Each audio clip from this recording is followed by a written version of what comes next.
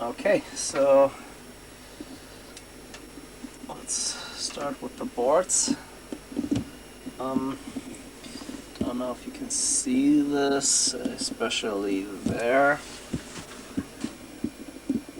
Yeah, that's kind of rusted.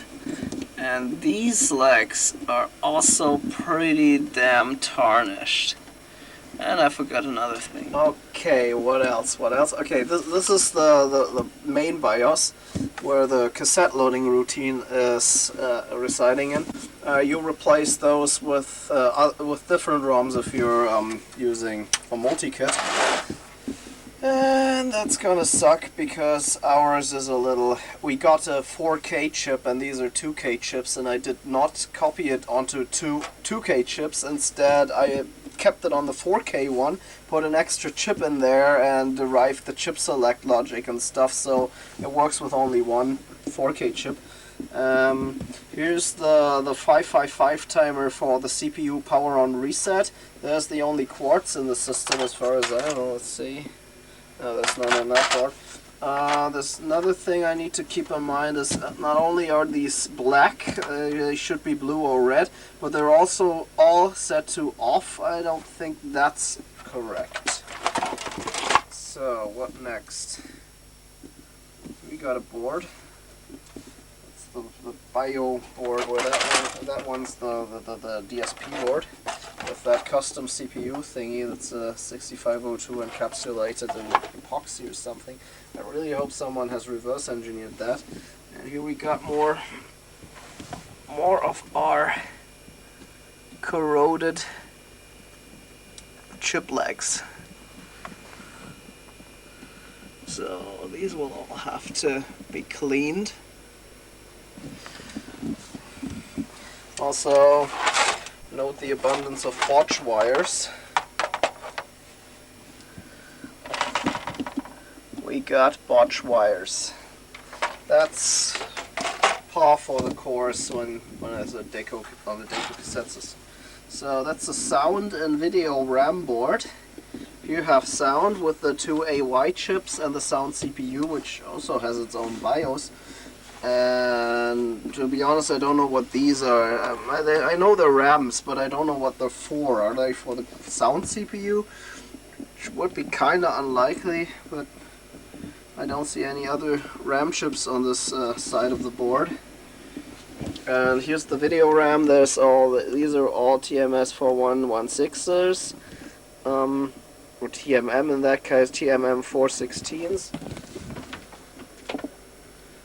And I just temporarily lost control over the camera regulator, and also I'm running out of lubricant for the video head. Also, you should note that it's oh, now it's 15 degrees in here, centigrade. What caught my eye with these capacitors, kind of strange. They're from '79. Here have date code. And then there's this.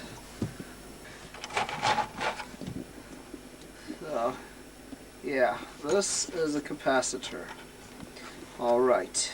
200 microfarad at 60 volts. If I were to hazard a guess, I'd say this thing is early 1960s. What a capacitor from the 1960s is doing in a board from the 1980s, I don't know. So, all common YouTube knowledge is all old capacitors are bad. So, let's put that to one.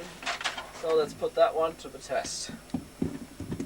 Still my favorite piece of test equipment. So, I can't film and beep at the same time.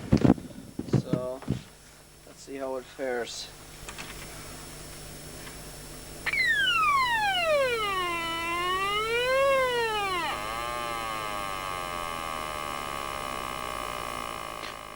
Better than expected.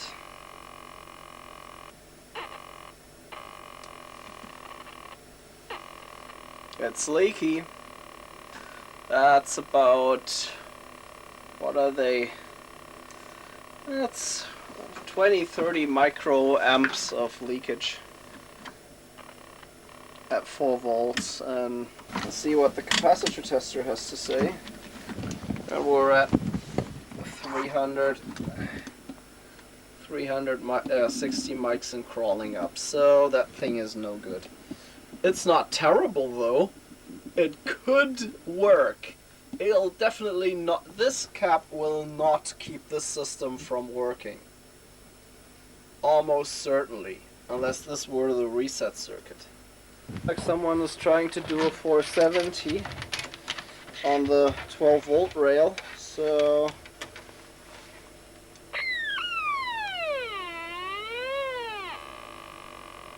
And that sounded a lot better than that other cap.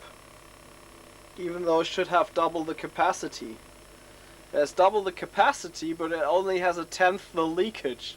Let's see if I can replace it with any other ancient electrolytic capacitor. So, join the Church of Electrolytic Reformation. These are what I'm talking about. These are usually fine. And this one's from 1970. It says 10/1970, so let's see how this one performs. But as I said, I kind of like these.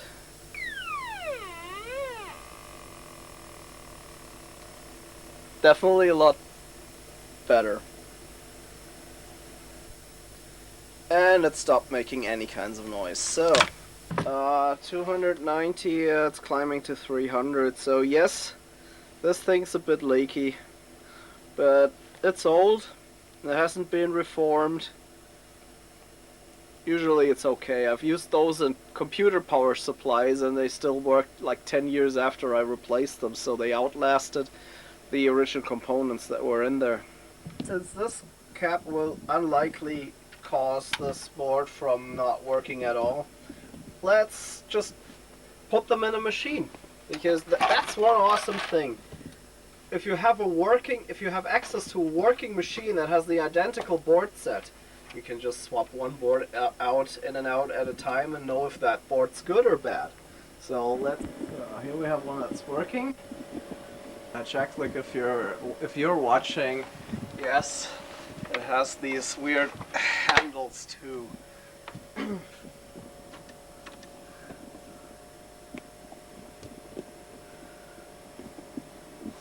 And unfortunately it doesn't have too many games. There's a lot that exists and that aren't on here, and some aren't working, like Treasure Island doesn't have sprites. And it kind of crashes too, but most of the stuff works. The most important thing is Burger Time works, so we have a working one here. As you can see, this one looks exactly the same as this one. Same bodges and everything, so let's try that. And it looks like it's working. Let's load the game. How about Flash Boy? There we go. Let's try Flash Boy because that one has an awesome attract mode. This is weird. I don't think that's supposed to happen. Yes, I'm pretty sure that's not supposed to happen. That is weird. So this board probably has problems. Let's turn it off and on again. This looks normal. Let's try a simpler game. And it looks to be exactly the same. So there seems to be a problem here. And this is how it's supposed to look. Yep, there we go. This is how it's supposed to work. There's something wrong with this board, and I bet it's these chips with their extremely tarnished legs and these single wipe sockets. They're not making good contact and cause the thing to crash.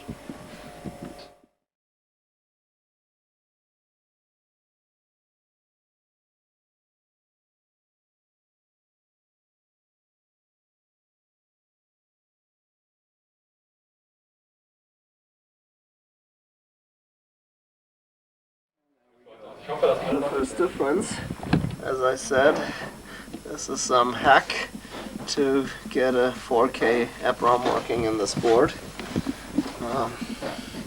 So let's copy the dip switches over.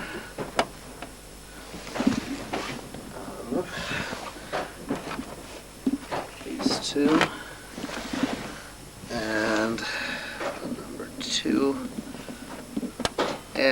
Unfortunately, I'm looking with my real eyes and not with the camera, so I don't even know if it's in focus, but that looks pretty nice. And yeah, these have been cleaned, and these have not been cleaned. So let's see what happens. This thing isn't working at all. Isn't that awesome? Also, the LED is done. So have anything working upright? Let's turn it off. Let's turn it back on. We have different colors, but this looks like it's not running. It's basic. By the way, this is what it does when it's not working. I don't know why, but this always, if the CPU is stuck in reset when you turn it on, so never executes any kind of code, this is what you get. So every board has some problems. Not doing anything. So it's not working with any of the boards. Well, it looks like it starts, but then it crashes.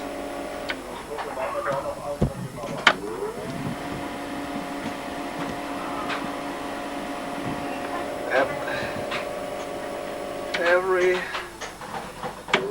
I did expect some. It initializes. See that there? The black stripes, they just pass and then it crashes. It's interesting. And what kind of sucks is that I have to check this board in the machine, because I can't check that outside the machine. That's analyzing these boards. Oh, by the way, this is our board. Video RAM here has been replaced. Yeah, now it's working. Okay, so I removed these 3 chips and cleaned the legs, and some of those legs fell right off. I'm looking at that one, and pretty easy to see this one. And here we have 3. This one, that one, yeah, the 3rd. That one came right out with no problems, and so did this one. But I'm not gonna clean this without showing you how I'm gonna clean this. So I usually do is I scrape it like this. Usually I have both hands for that. And there's one pin that kinda, I'll probably push. Did it? No, it didn't. Oh yes, it did. Okay, here we have another one that's going bye-bye. So, and here, this feels like we have another one that might be waving.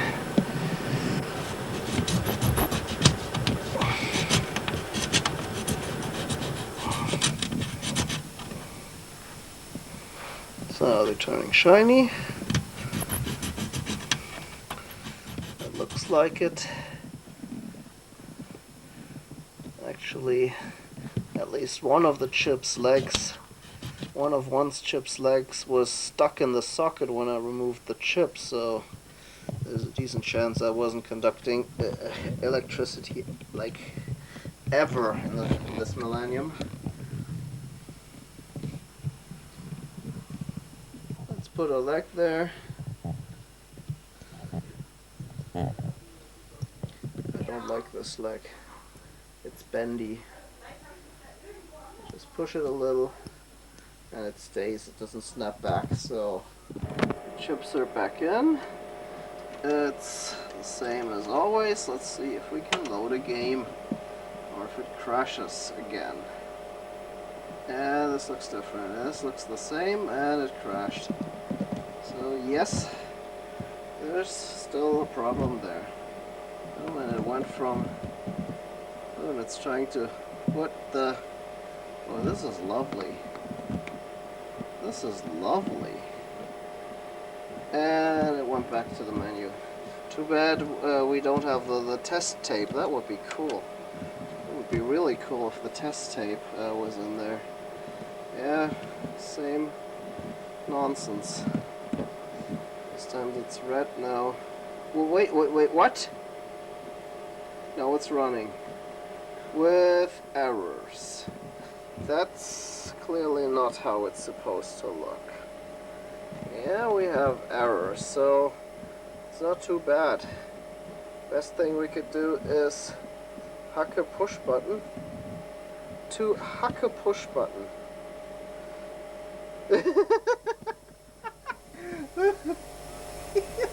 Okay, now this is silliness. What's up with that? So, there's something wrong with the sprites. I mean, I guess it's the sprites. What else should that board be? So, okay, let's swap in these RAMs and see what happens. By the way, ours.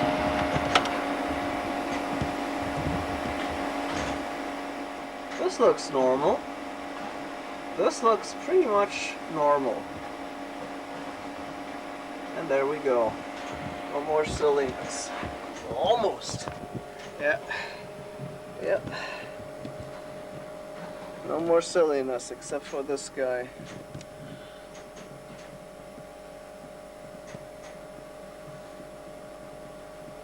Oh, chance push button, not more, no hex anymore. And yep. This looks normal.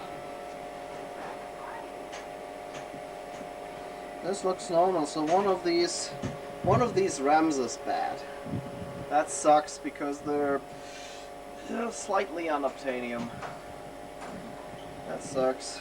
So we have a bad RAM somewhere. The good news is this board works perfectly fine now. Oh wait. Or does it?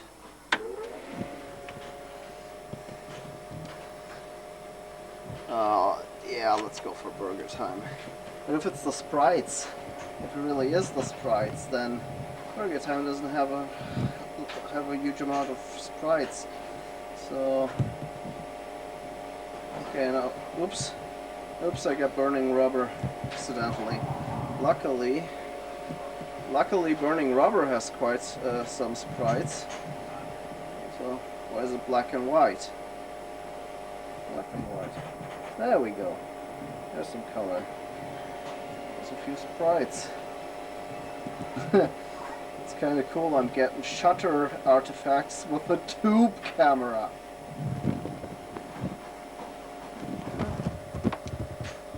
Yep. Funky. Yeah.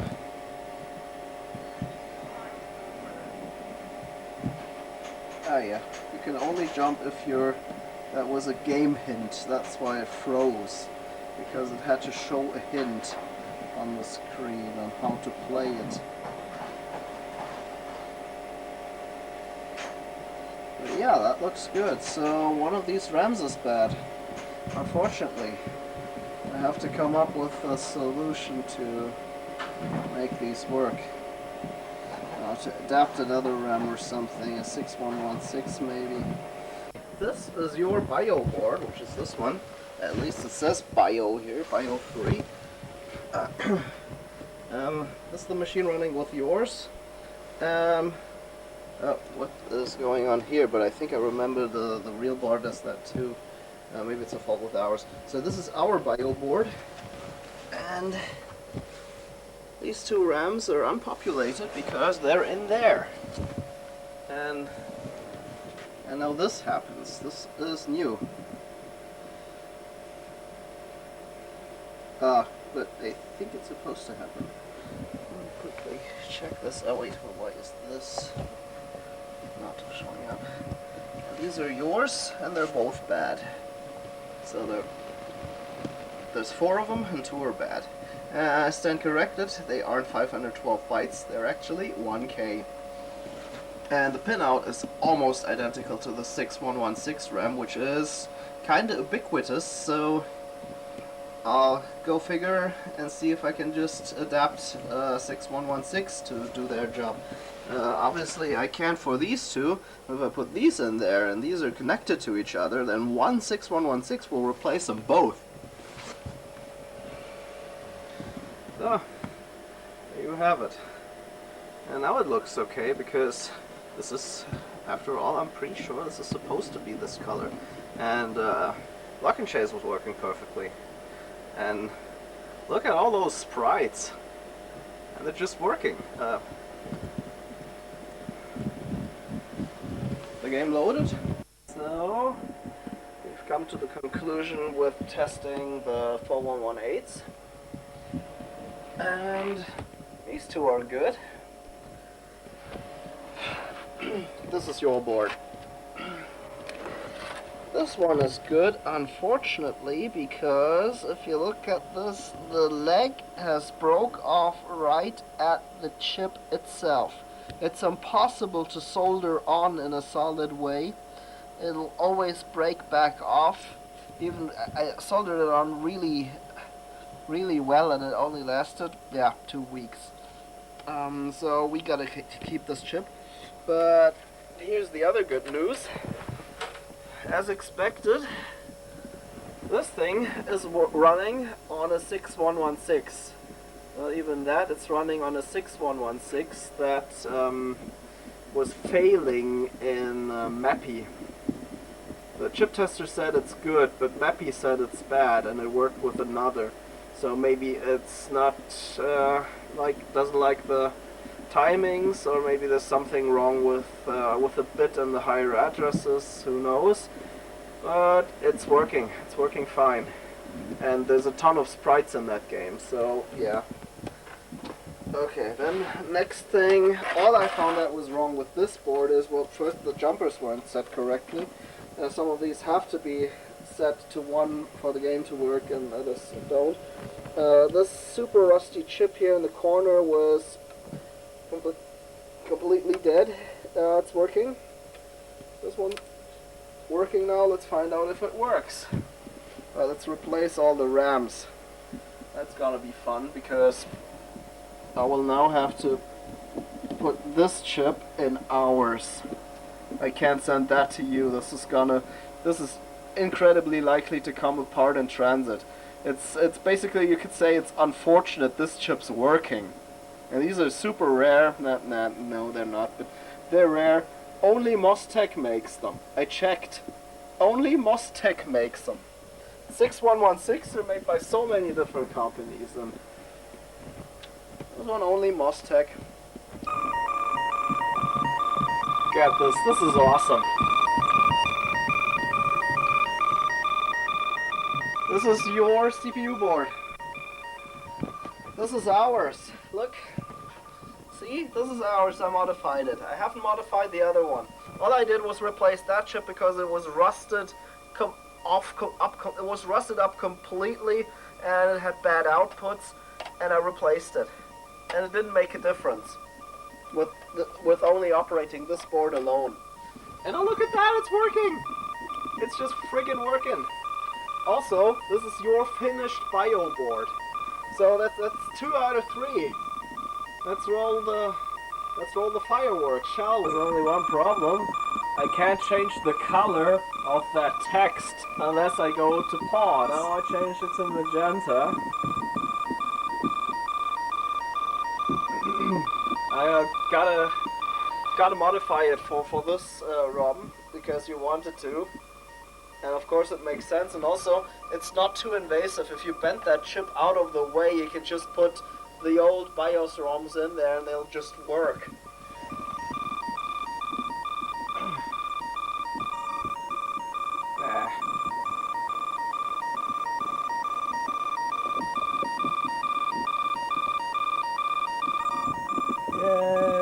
I gotta somehow edit this to make this flash really nice and fast or something. Boom. It's also stupid that it's cancelled out the time, but anyway, whatever.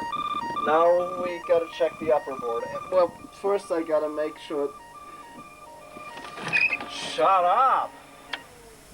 Gotta make sure that this this pin is, which is wiggling around there now, is working. Whatever. I did not expect that. This is your top soundboard. You hear anything? I don't. This is bad. Because that means the sound CPU isn't running or something. It's not the cable. I jiggled it around. It did it. What's weird is I was certain that there were bad video RAMs, but now. So I keep that in. I get the scope out and see if it's getting lost somewhere. I was certain that was a bad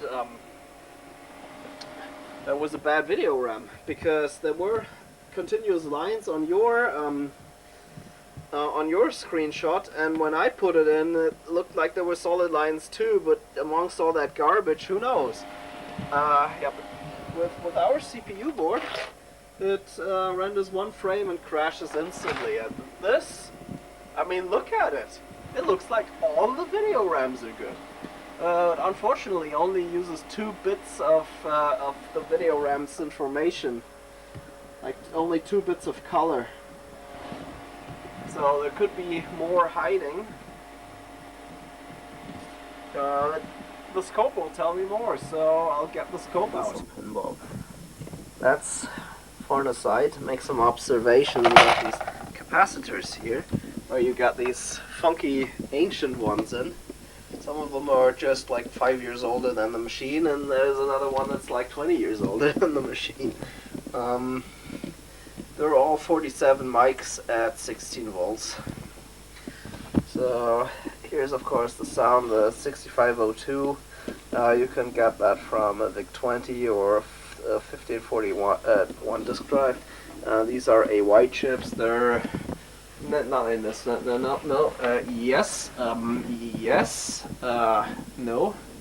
Definitely not. No. No. Even if a word emulator, they're too old. Yes, that's a scramble. That's Parodius. No. That's Arkanoid. That's a yes. Just those that use these sound chips. So, okay, now I need someone to hold the camera while I'm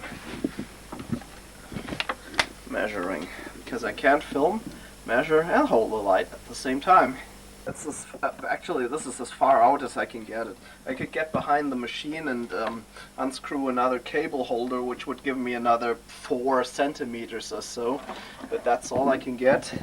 And I had to unscrew all of this stuff, even the coin chutes. Okay, there's no camera available, but if I check this 6502's data lines, they're low now. They're all low now. They were... Ah, there we go. But turning it off. Some of you are...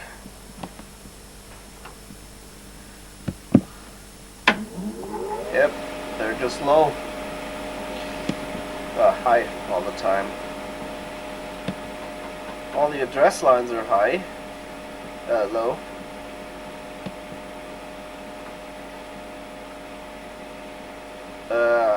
Wait a minute. 1, 2, 3. Should there be a phase going in or coming out? I don't have the... okay, this looks like there's no clock to the 6502. Which is kind of weird because I've measured a clock to one of the AY chips. Yeah, look at that. This is on one of the AY chips. There is a clock to the AY chips, but there's no data whatsoever, and yeah.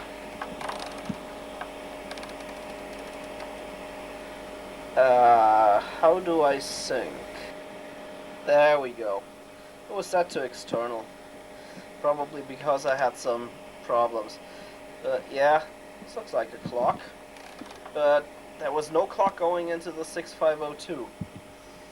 Now there's one more thing I want to check. Let's just cut that out. The fourth pin down on the right side. So that's 49, 8, 7.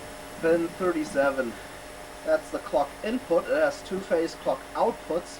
And this is the clock. No, I don't. You can see the trace going from the negative output, the inverted output, back to the input. So this thing is basically wired as a divide by 2 counter.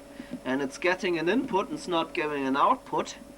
So we got a new 74 in, and let's see. Whoop. That's interesting. It like fades out and does not make a sound. It's not buzzing anymore though.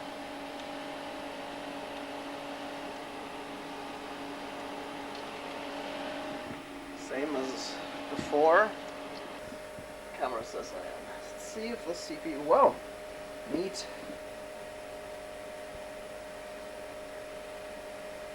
The CPU, sound CPU, is doing something.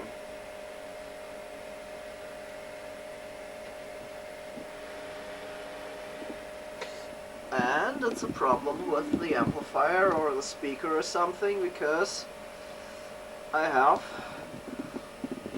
mean, look at that. Right, so let's amplify that a bit.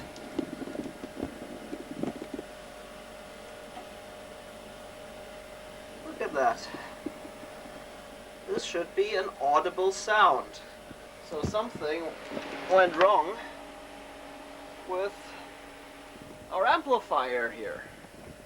30 seconds later, this wasn't plugged in right. It was a pin off. The sound's working now. Looks like we have no problem with this. We have no problem with that. So let's go back to our hacked CPU with the BIOS in and see if the soundboard has any more problems. This is the output. They all look the same. Dongle back in. The LED comes on. That's good. Hey, I can see it on the board, on the camera now. And it's just as crappy. Let's see how many frames it renders before honking out.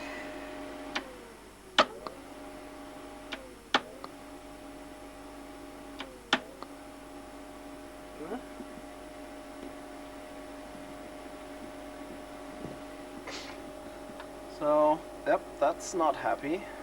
Gotta investigate some more with the scope. I'll put the other CPU board back in.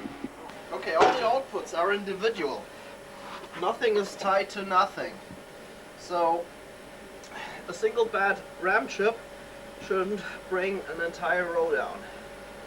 Okay, and pin 14 is the output. And this looks kinda iffy.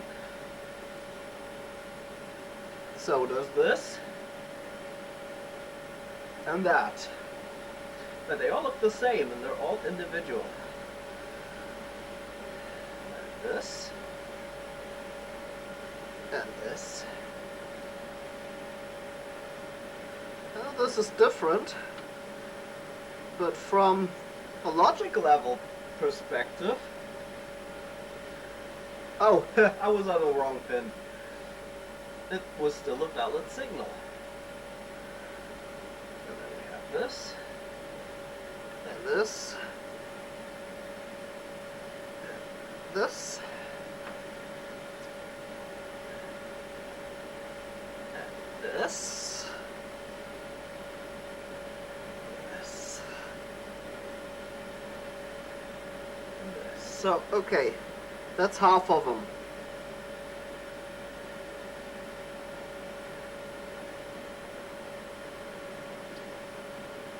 Okay.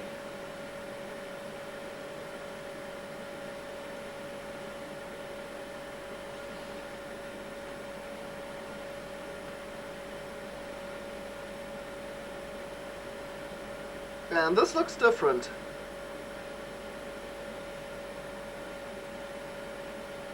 Okay, does the data input look different?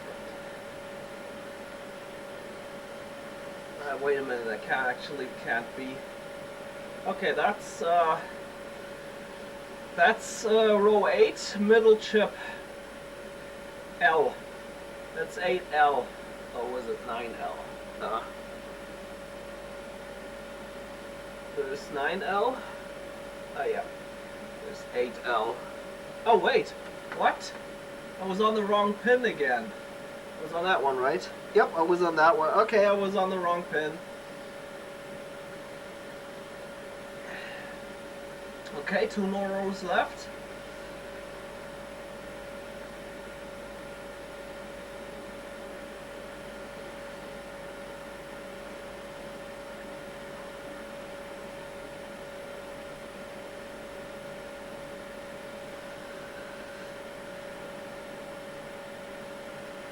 Okay, so looks like all the chips are good. Why isn't it working? Hey, look, different. Yep. It tries 1 or 2 times and then doesn't want to. So yeah, all the RAM chips are working. Why doesn't it work? So let's go back to the logic analyzer and test all the chips on the board. One more hunch to swap those chips around. So with the known good chips, so there's no difference. With no, oh wait, yeah, these are the known good chips and the non-working board, and these are the chips from this machine and our board. Either I bent a pin or something. This is what it's doing. It looks like it's watchdogging. Okay, this sucks. This chip's bad. Or it wasn't in right. I should check if it was in right, but if that chip's bad, that really sucks, because I think that's a mask controllable, mask programmable microcontroller. And someone almost filed it off. It's an 8041C or something.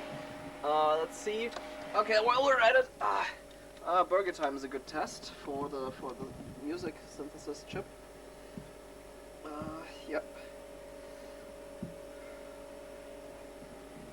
That loaded. Yeah, it's changing something. Okay, that sounds good.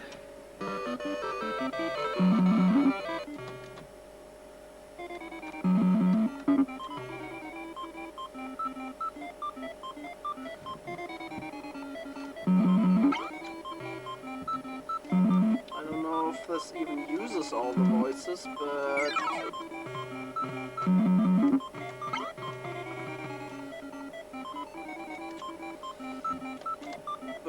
it sounds like the soundboard is working. But mind you, this is our soundboard with most of your chips.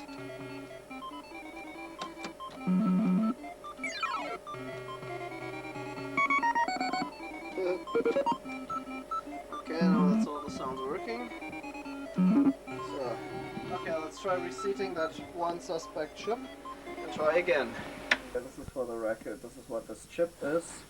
And I'm rather sure this is mass programmable, or it's a programmable microcontroller.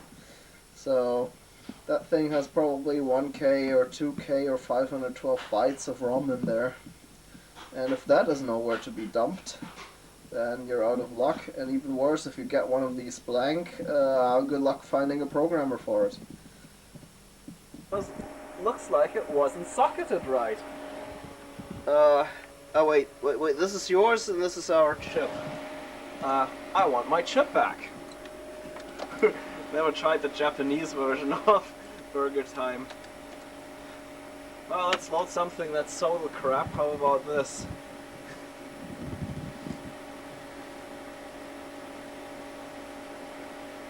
This is the best part of the game. And it's over. Oh, what's that? Ah, I think I remember this. There's a black screen until you what? Ah, yeah. Still the best part of that. Okay, that's the best part of the game. By far. Anyway, it's working.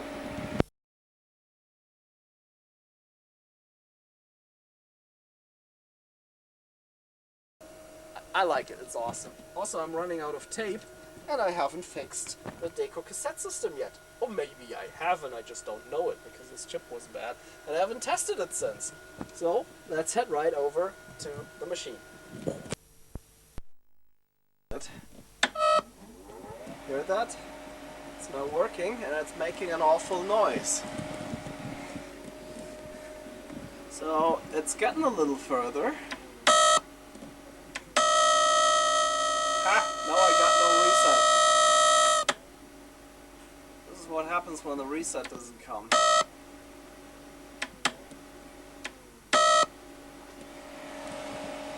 So, we checked every component, probably maybe one or two. All that's left is the RAM. All that's left is the sound RAM.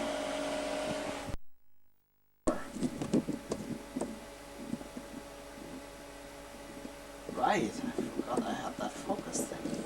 Maybe some of the out of focus shots could have been focused if I had I turned that. Damn, I'm stupid. Yeah, that's what you take for granted nowadays, autofocus and stuff. But I only have like 10 minutes. Hurry up! Okay, this is awkward. They all tested fine. Now what? I can't really test those, but they all had valid looking output. They all looked the same. These all work. These chips all work. This thing works. That. It's not working. Every single chip on the board is working. Everything's working, it's not working. So, okay, I'm out of here. The adapter in and the BIOS for the dongle, the movie kit. It works like it's working. Let's do Dangler again, just because we know this is a bit heavy on the hardware, even though it's not really doing much. I saw something I didn't like, but that looks good. And this is your CPU board, and actually it's your crypto CPU from that board. If it's a crypto CPU, it's a, oh, and it crashed. Well, it crashed, so let's see what burger time does. So maybe there's something off. So maybe it's a bad contact, who knows.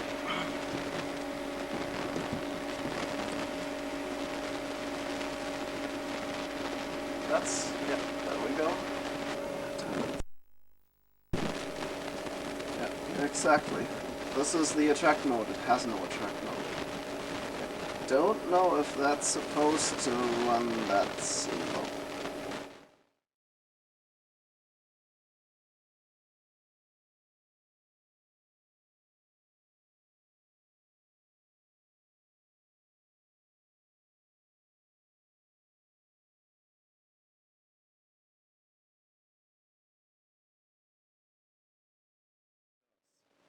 Never goes into gameplay. Oh, look, and now it's faster. Maybe it's intentional.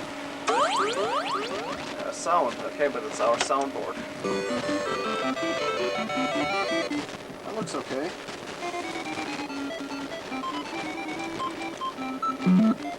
Nope. It is running too slow. It's running, but it's running too slow. That makes the game easier or harder. Oh. sound is running normal.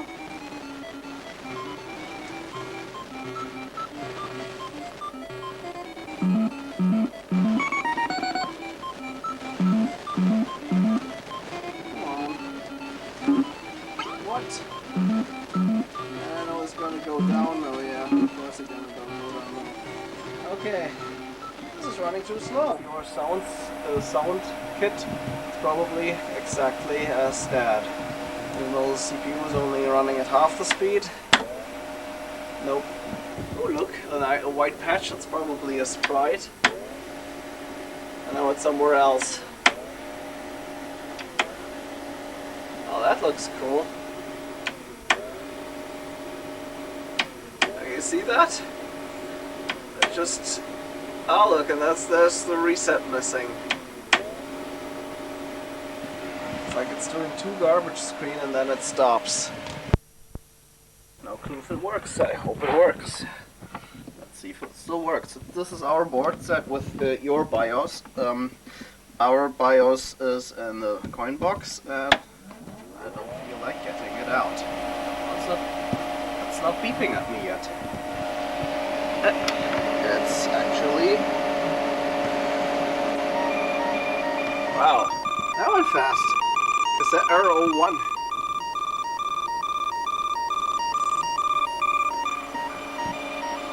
Let's reset that and try again.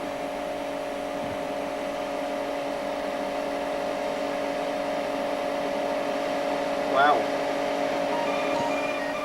Okay. Let's see, the tape just kinda stopped. Rewinding works fine, but playing, wow, this just stops all the time. Probably I do need new tires. Or broke. This looks a lot like Crazy Climber. This looks a lot more like the Towering Inferno. Probably they wanted to cash in on that movie, even though that was like 8 years ago.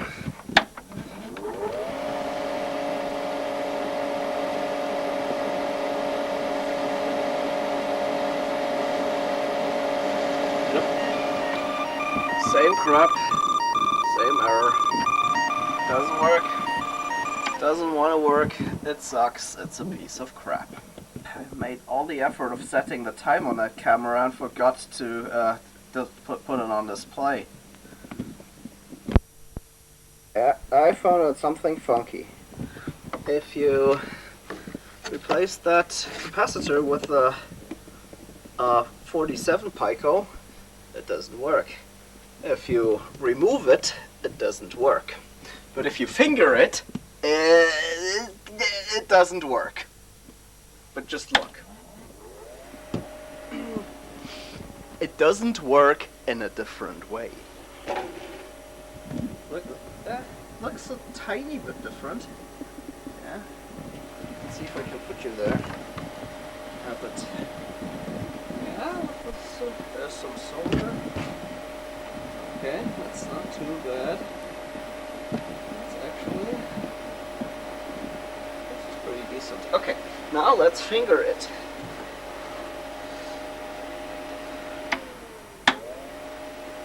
See that? It's purple and red and stuff's happening. It's weird, and now it's crashed, but it's doing more than before. Let's try that again. This is almost the boot up routine. Like it's trying to work. This is trying to work. It looks at least like it's trying to work. Okay, now I pushed my finger hard on it and nothing happened.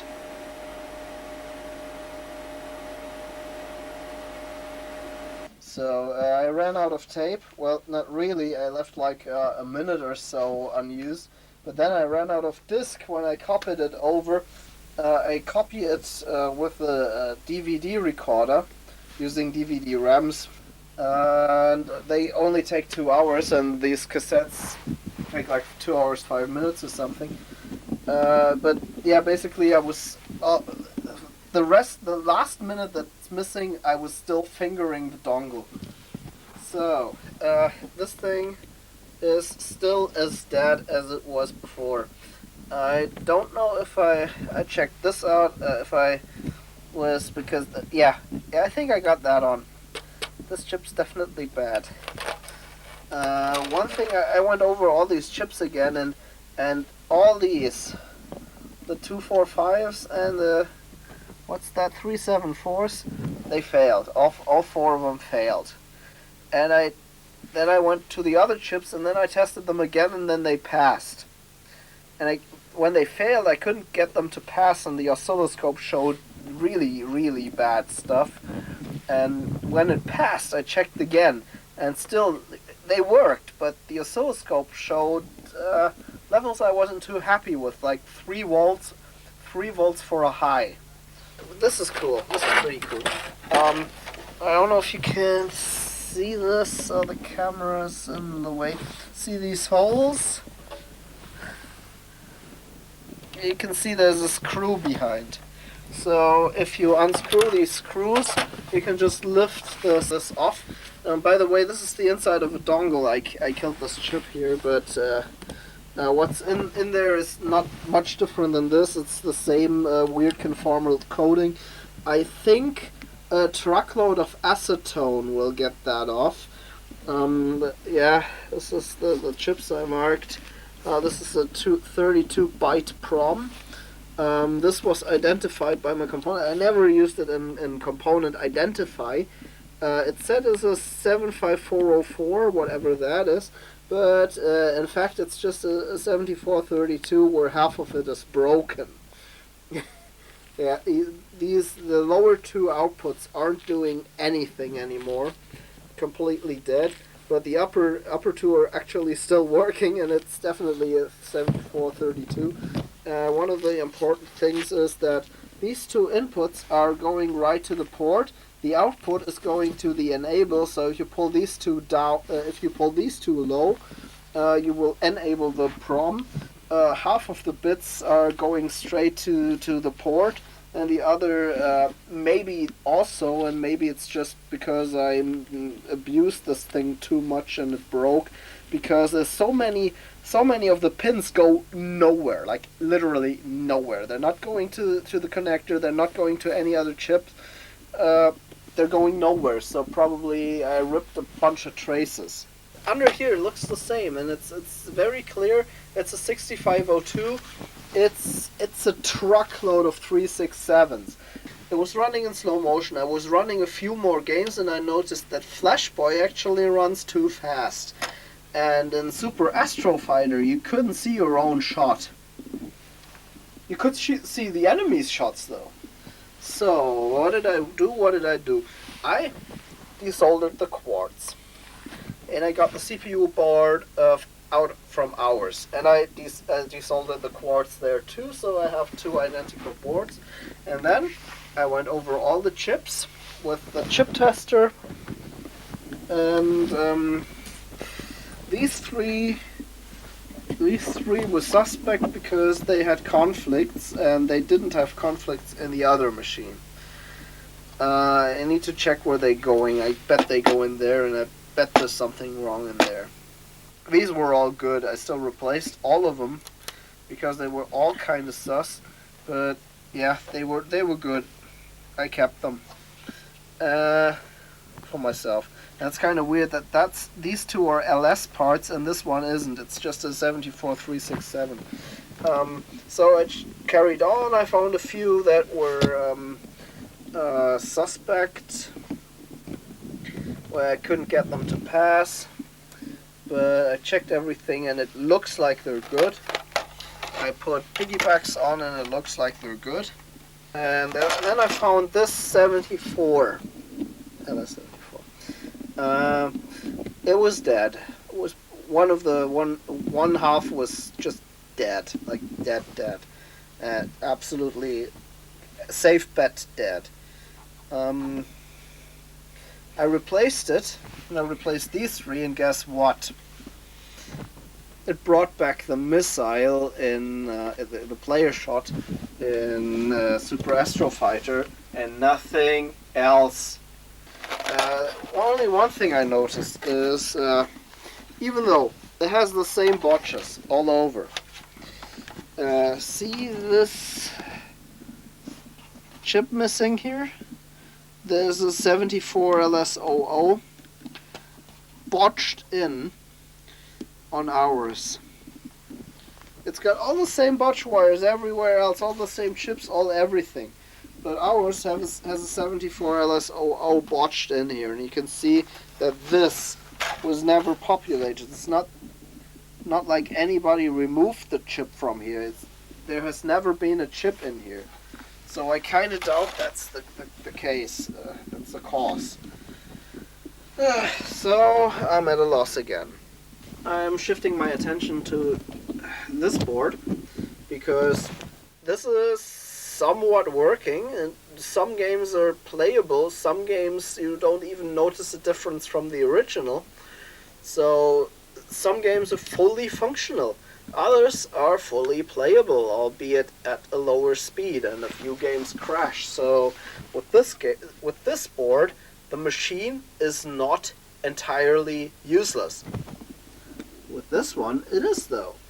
If you put these two together, it works fine with this BIOS. If you replace this BIOS with the multi-kit, then same death as before. So, my plan is now to put this board in and just scope all these transceivers. Scope every chip I mark questionable. Like, here's a question mark. But I have the same on the other board. These have question marks, and this one has an X. So, what did I do? I put in a nuke switch. So, I hooked up all the data inputs to plus 5 volts. So that should write if I push this button, it should write 1 to the entire video memory, and I've checked they're all interconnected. So, and the write enable is also for the entire RAM. So if I hold this button, it'll eventually set all the video RAM to 1, and then I check the output on the scope and see if there's a 0 anywhere. And if I find one, then I know I found a bad RAM.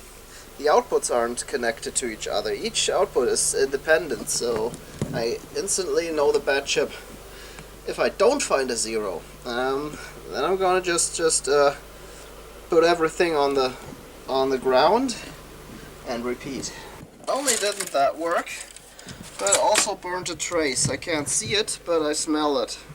Ah, looky there. This is where it burned. This trace is burned. This.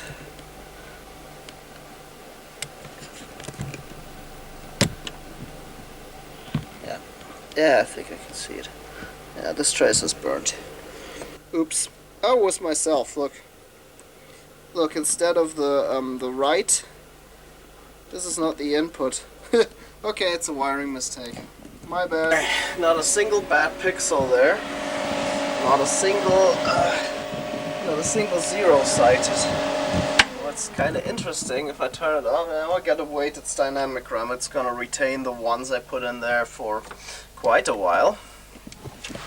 It's kind of interesting, I mean, I put the input of all the RAM to plus 5 volts. So I expect that if I turn it on, that it should be blank anyway, but it isn't. Look at that. See that? See that? It never writes. It just never writes to RAM. I mean, sure, it's got a dongle card, and maybe it doesn't start without the dongle. If it starts running, if it starts executing code, it should clear the screen inadvertently.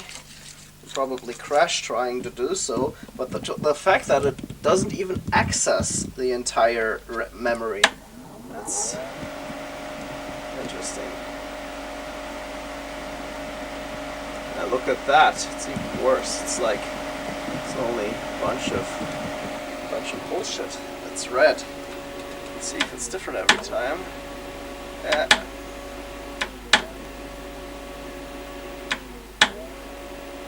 I could see that it was. Yeah, it actually. And if I hit it, oh, goes to black if I clear it. So what that tells me, this is weird. It tells me it does not access the entire video memory. This is interesting. Even though there's only like, I see from here I see 3 red pixels on the screen. 3. And yet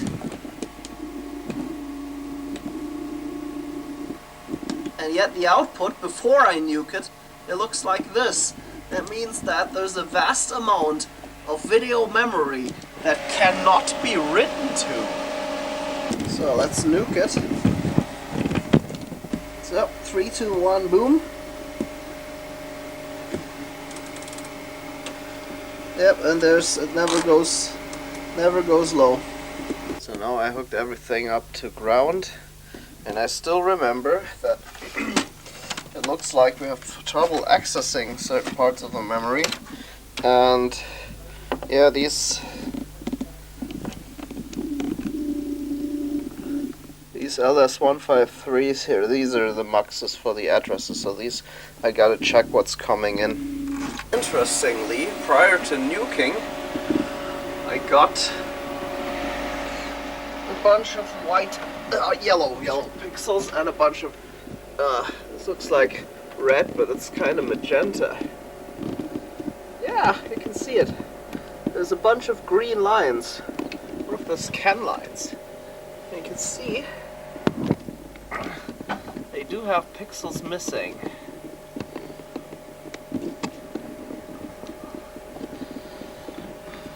And the lines that have, those are purple. Yeah, but you can see there's pixels missing. So yeah, it looks like there's an addressing problem. So let's nuke it, let's see what happens. Also, hey, this is weird. When I hold it, it goes black, and if I let go, it goes green. But it's just, you can see, it's very faint. See if I get any bits stuck. And I bet I don't. Interesting. You can see, it's supposed to be 0 now. But it goes between 0 and floaty. And now you can see it on the camera. So if I nuke it, it goes floaty. If I let go, it goes low. It has these going low stuff thingies there. This is weird. I wonder if our memory behaves the same. And this is the next chip in line. It behaves the same. Same. You can stop the tape, it's the same. And as expected, every chip behaves the same. Yep, it works just as poorly as ever with these muxes there. Yeah, let's see. That went over quick. So this thing muxes 4 inputs to 1 output. And this is input, this is pin 3, 4, 5, and 6. As you can see, there's nothing there, it's just stuck high. And I'm pretty sure that's the problem. You know what, let's turn it off and on and see if it's if anything's jiggling. Well, there's something there.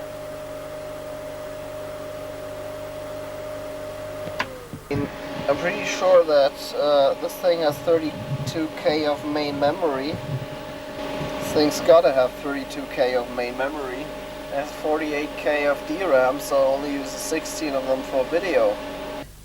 Take a look where the line is. It's below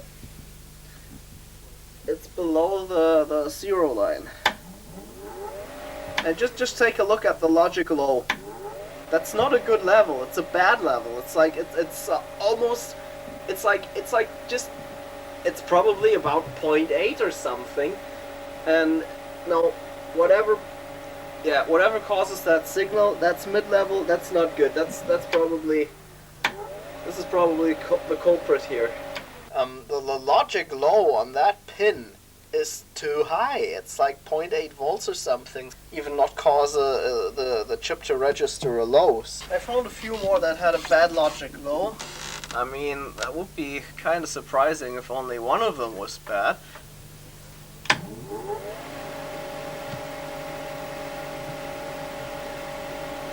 But this one, it's just never high.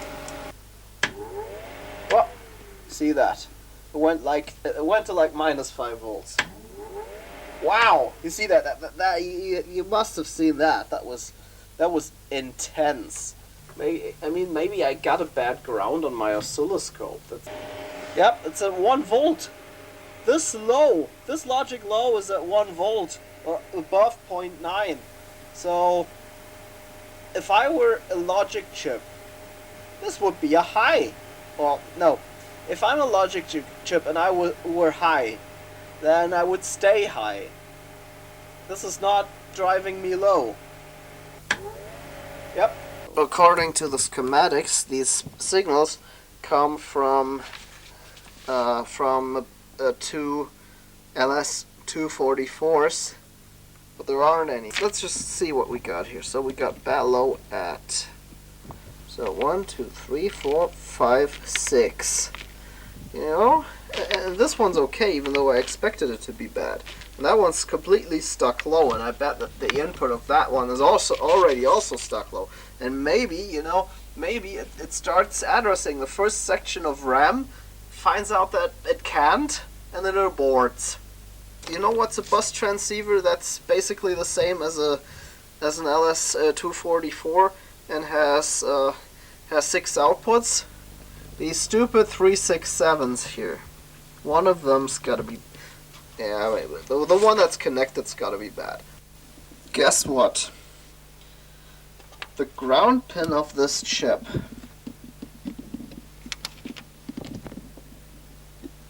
I bent it straight, but it was bent over. It was bent over and it did not go through the via. It was not on the other side of the board. It was bent over and was soldered in that way. The chip tester didn't catch it for some reason. I still totally expect this to not work if I put that chip back in there. I also totally expect this to not work with a replacement. But maybe, fingers crossed. I totally expect this to not work. Yeah, of course it doesn't work. Now it's got a proper low. Yep. Let's use the second channel because channel 1 just died. You know, I should wire a reset button so I can reset the thing whenever I feel like it. Yeah, I did it. I put a reset button in here. So push it.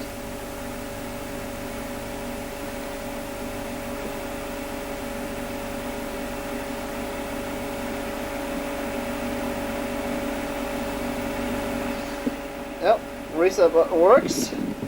Nothing on the screen is changing at all. Oh, reset, and I push reset, and I push reset, and I push reset, and really nothing happens. And if I let go, it instantly jumps to this garbage screen. Same garbage screen every time. Turns out this chip is just a waste. The board will run just fine without it. Next thing is there's some weird stuff on the data bits on the sound CPU, and I checked it and both sound CPUs do the same exact thing. This is data bit 3, and all the data bits do this when I hold reset. They just do this weirdness. And the other sound CPU does the same thing. This is address 1, it's a bit low. This is data bit 0, 1, and 2. And they look exactly the same on the other board. I've checked this ribbon connector, it's okay. Two lines sounded slightly different. They go to this chip. I piggybacked it, and of course it made absolutely nothing. So you know what? Let's short the output pins and see what happens on the screen. Interesting. Absolutely nothing. Yeah, let's just socket them all. Okay, I removed all the RAM, and one of these first one was bad. I could reproduce it. It was definitely bad. All the others are working. There was one bad RAM chip in there, which is weird because I shouldn't have kept the machine from working. That one was bad first. It was easy to see because it had white lines through the picture. And I tested the output, and I think it was floating, or it was high all the time or something. Replaced the chip, then I installed the multi-kit. Well, then I ordered the multi-kit, then I installed the multi-kit, and then it worked for a while, and then it suddenly started developing yellow lines. And then it turned out this one was bad. It was intermittently bad because it worked sometimes and sometimes it didn't. Unfortunately, I can't test now because everyone's going home. No one is staying, so yeah, gotta pack my bags. See how many chips I removed. Just remove some more, like another time the same amount, and then I have every chip socketed on that board, and except for these op amps and 555 timers. Okay, that's all nice and socketed now. Each one of those. And when I ran out of chips, I replaced that one with a non-working substitute. I don't know if I said yesterday that this had a weird address fault. If you set the first bit in a byte, the entire byte will become 1. Even though this thing doesn't use bytes internally.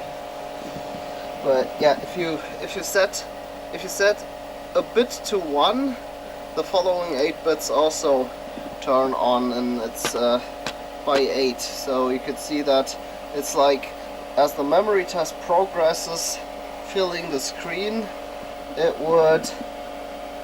a little line would pop up, and it will fill that, and then a little red line would pop up, and then fill it, and so on. So theoretically that should actually pass the test, but luckily it didn't. I also beeped through everything out, and another thing is I marked this chip, that one, this leg that is marked here is barely hanging on. It's not ready to go yet, but like you can remove that chip from its socket once or maybe twice, and then it's gonna fall off and the chip will be bad.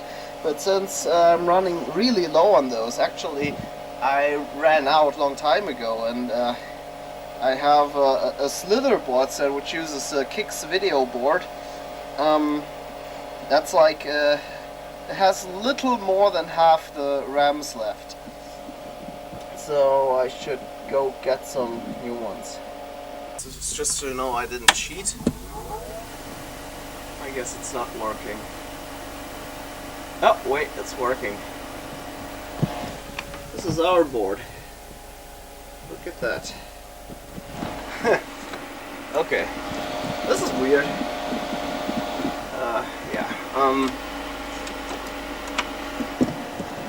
It's doing, at least it's doing something.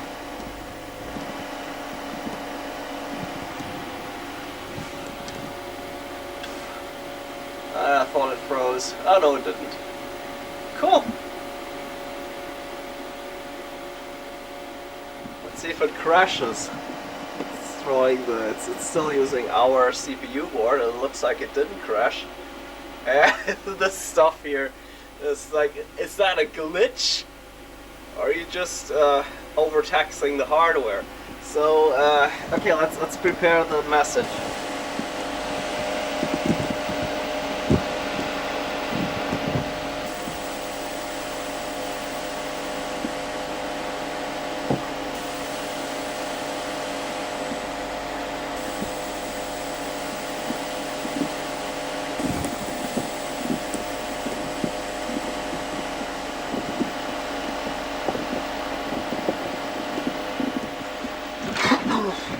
Okay, let's go for some more testing and play some games. Looks good. Hey, look at that, and it's reproducible. You can turn it back on and it still works. Yeah, how about this one with a cool title?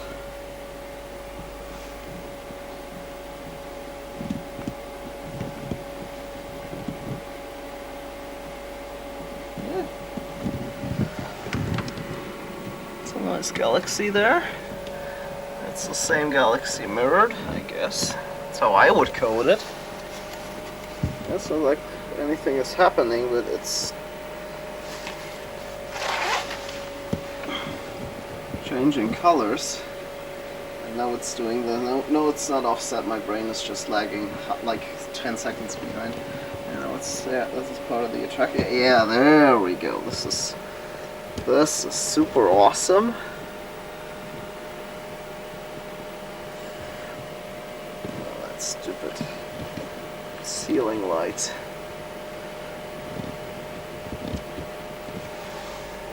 IRC, this does not have a real attract mode. It just goes back to the title screen.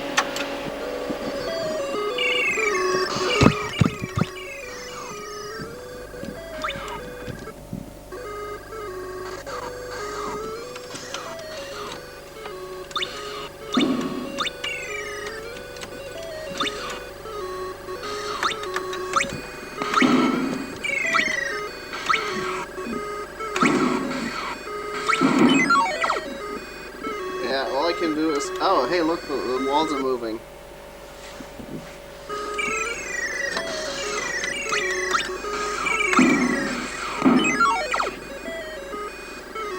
Okay. Yeah, okay, we have sound. Isn't that awesome? But, yeah, the music in this game. This is some of the greatest chip tune I ever heard in my life. It was actually, it's the worst I've ever heard. Okay, but yeah, this looks like it's working, finally. Dang it. Also, this is a game I can play one-handed, which is cool. Yeah, that sounds okay.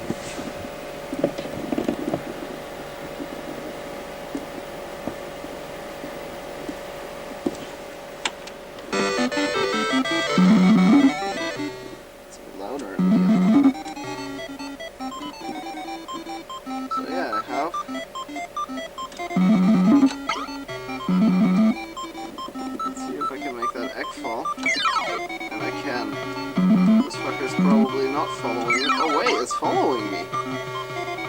Doesn't always happen. Ooh, pepper. Can't even use it because I'm holding a camera with the other hand. So let's see if I can get another guy to... Yeah!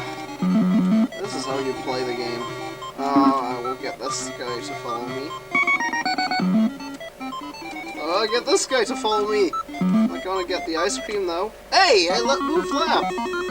Hey, I pushed the joystick, I moved left. Let's see what happens if I follow this guy. Doesn't know where to go now, he goes there.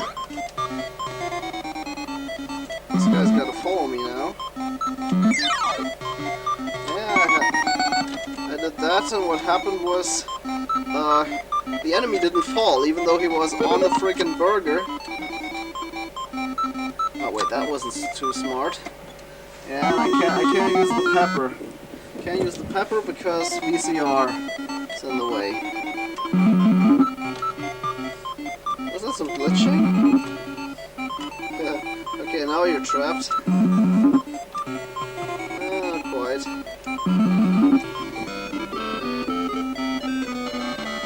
Yeah, sounds pretty normal to me.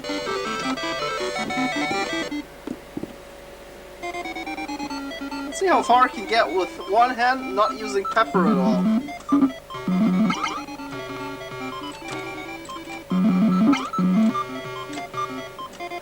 It's kind of cool that you can get these idiots to run wherever you like. Often enough, at least. Not always.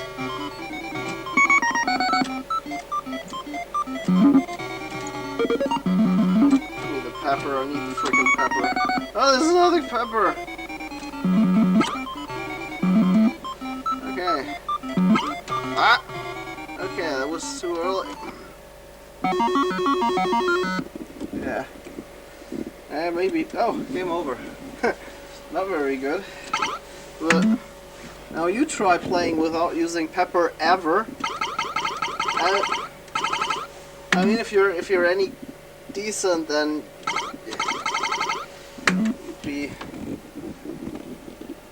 you'd be killing it.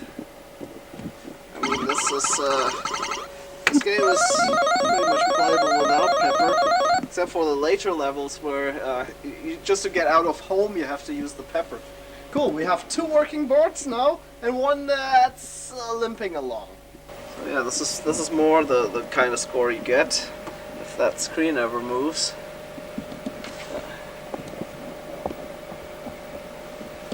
Yeah. Stuff sucks. I tried to Dremel it open, which kind of sort of worked, but it also made a ton of, created a ton of gaps here. As close as I can get it, sorry.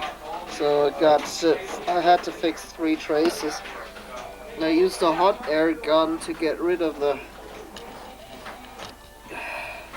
paint or whatever that is. And yeah, that's also not great. It's because the paint starts to chip when the paint and the circuit board underneath expand at different rates thermally, and that's when the paint starts chipping, so that's also a no-go. Let's find out if this thing is still working at all. I don't know what these 2 are. I kind of bet they're 367s. These 3 are 367s. You can see part of their markings. These are 367s. Also, there's a reproduction of this board in the making as I speak. It's basically done because there's a very, very similar board on a different game. Yeah, that's pretty much exactly what I expected. It's dead. So that sucks. We're back in business. I didn't show you the testing of the board with the last final fixed trace, which ran so close to that IC that I just didn't see it. And it's working again. We'll get back to our blue screen. I put the bodge IC in and all the bodge wires, all the right places, I hope. And there's only one more thing. It's, see that bodge here, on ours, the IC leg has been snipped and the wire is soldered to the hole, not to the IC. So basically the IC leg doesn't go anywhere now. This part of the IC is basically useless, not doing anything, and it's soldered to the hole. So yeah, that's one thing I can try if it still doesn't work. Well, so next thing, there's also one new cool thing is I socketed that CPU board, and the underside is now accessible, so I can solder wires on there. Yeah, let's find out if it works. If it still works, yeah, if it still boots, let's find that out. And that appears to be the case. Do we have any funky artifacts? Nope. It looks the same. It looks and sounds just the same. Let's try the multi-ROM.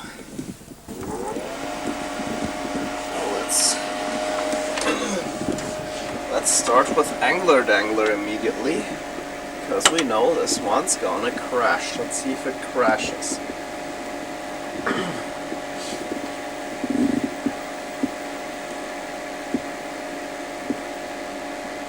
Well, that's awesome. It doesn't even load. I think it's this one.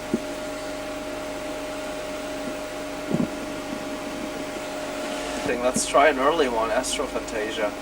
That ought to work.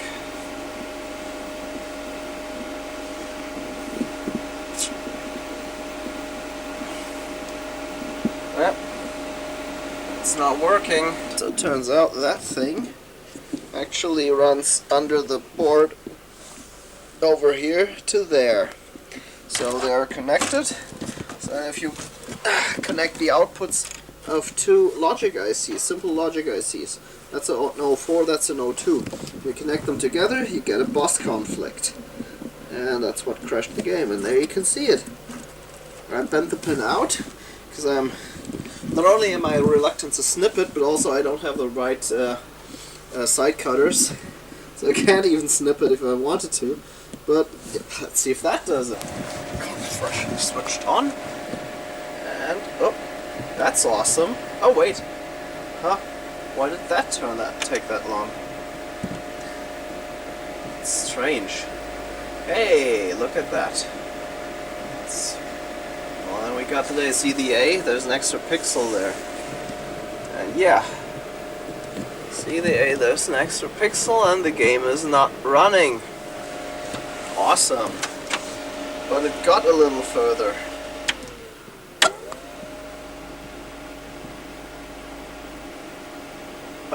Okay.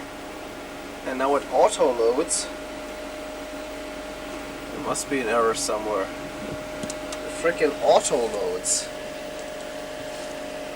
What's going on here? Of course it crashes. So let's see if something simple as Astrophantasia works. And now I can't load it. Let's see if the fault is new, if the fault has to do with my hack, or is it a new fault that has nothing to do with it? I mean, I did solder directly to a bunch of ancient chips, and that might have killed them. As well, I hope it boots. It does, but where are the... Oh!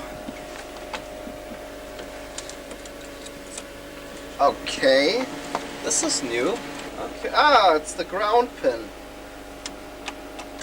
And yeah, the fire button isn't working. It's not responding to the fire button. That's a new fault.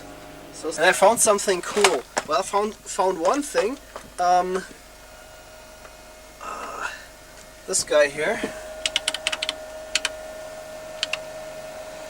Yeah, it says pass, but see that load 5 volt? That wasn't there. That wasn't there when I tested it the last time. I'm pretty sure about that. So, and here's another cool thing. Now check this out. I haven't demonstrated this in the Chiptester video, and it's already out, which is kind of sad. But I could have thought they are, because it says 53289. Remember the 289. So, I'm gonna put this over there. Make sure it fits. Now it's on search, and I'm going green.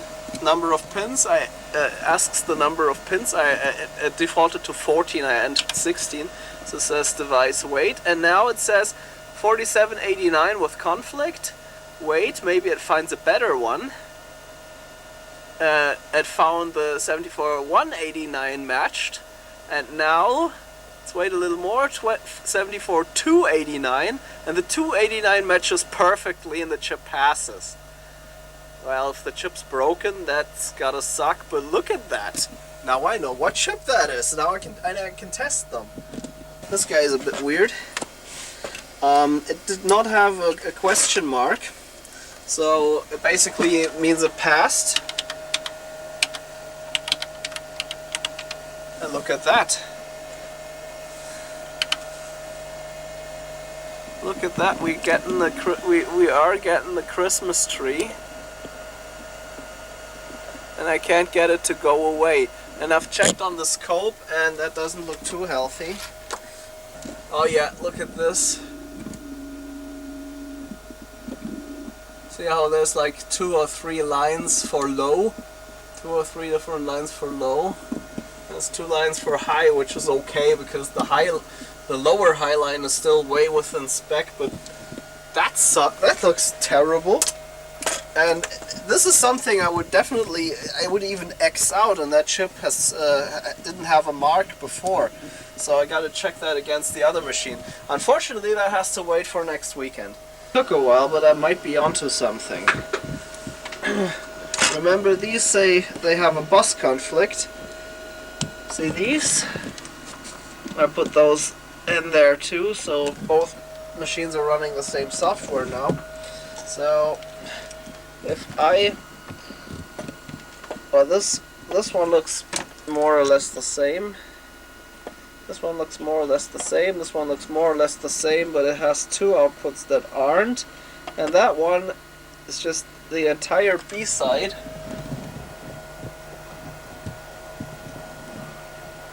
That's an output. Out, in, out, in. By the way, they're deactivated. They're disabled. Out, in, and this is high, so that means it's disabled. It's not even turned on. It doesn't turn on at all, but out, in, out, in, out, in. So this thing is separating two buses, and this is one bus and this is the other bus. Now look at the same chip on this board. Look at the same bus. Out, in, out, in, out, in. See something? It's floating. There's no signal on it. The same on this side. Out, in, out, in, out, in. Of course it's disabled like the other one. Check the inputs, they're the same. And that's the middle one. To the outputs of the middle one. Output, input. Output, input. And now the others look like this. And check this. Out, in, out.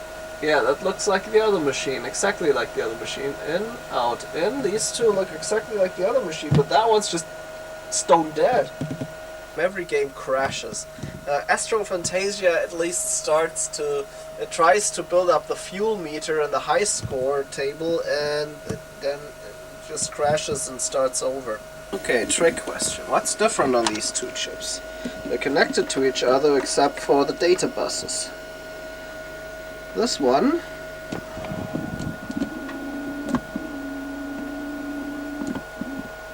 shows activity, and this one is floaty. Oh wait, what? I thought I just saw. Yeah, look at that. Now it's not floating anymore. We got write enable. I checked it never writes on either board. Okay, I caught it. This is the plus 5 volts that's going to the chip. This is the plus 5 volts on the pin. It's a bad socket! It's a bad chip socket. The chip wasn't getting 5 volts, it was getting like half of a volt. Dude, this thing sucks. It's just been beaten by this. This thing sucks, so that thing sucks at sucking. It sucks at heating and it sucks at sucking. I couldn't get it out. I tried 3 times, and one pull with this one. Yeah, it's not a genuine solder pult, but it's a really good knockoff. Okay, in order to maximize the chance of it working, I'm not gonna take the camera with me. I'm just gonna plug it in, power it up, and see if it works. Yep, we're recording. Awesome. And I've loaded Astro Fantasia because, for one, it's the second in the menu, and for one, it's the second game in the menu, and also it's one of the really early ones. And it looks like the attract mode has locked up. Soft locked.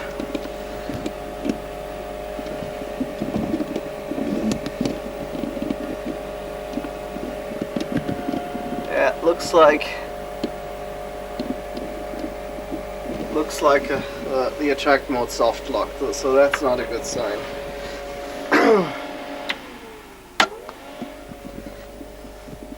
It was running until I was finished setting the time. Yeah, let's try Manhattan. Oh, look at that. No, it's not working. There is corruption. That may be a hint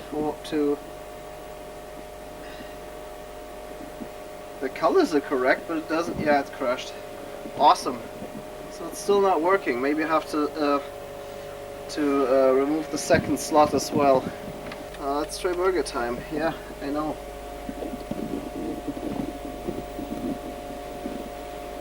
Yeah, it doesn't look half bad, you know. That looks good, alright. That looks good. And now it's running at half the speed with the... Wow, look at these glitchies! Ha! These are new. Yep. It's glitching, so there is one chip select to one of the... Hey, look, it's not running in slow motion anymore. I mean, it rebooted, but it's not running in slow motion anymore. So there's some progress here.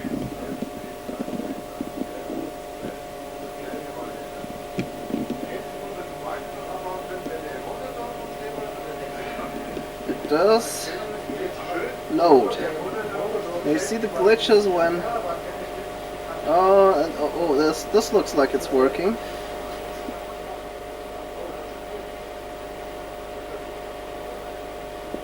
I wonder if that's the one that does not have the sound. There's like 3 copies of this game on the card. They're all different, but they're all the same game. So that works. And look how the menu looks like now.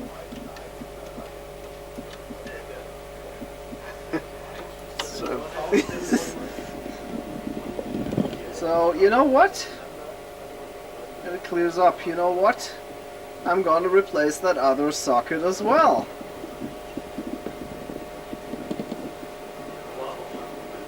I mean, it's running a lot better than it was before, but I wonder if this game has an attract mode. I kind of doubt it. It certainly doesn't have a... Oh wait, it has an attract mode.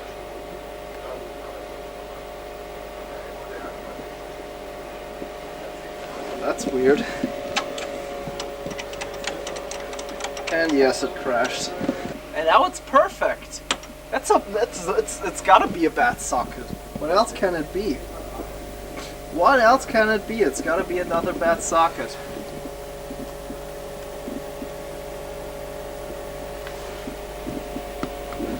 And look, it just reset without even loading the title screen. It's not crashing, but it's doing the glitchies again. Yeah.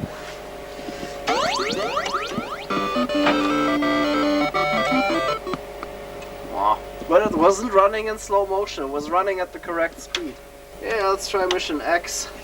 It's one of the games that we actually have. So it's also one of the early ones. And it just went to cocktail mode. That's not gonna work, but I want to see the glitches. Found another... Wow, look. And it's completely garbage again. I wonder which of the RAMs actually contains the character. Wonder which of the ROMs contains the character. Because this game is actually compressed, and it's compressed by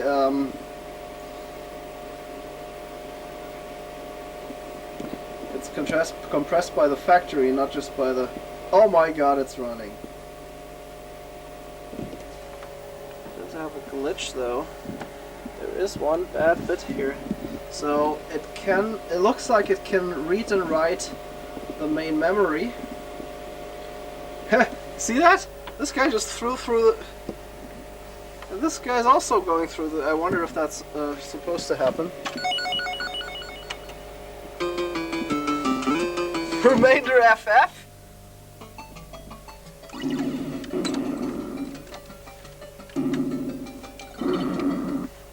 I can't film him. Okay, that's a big hint. Wait, what? It stops?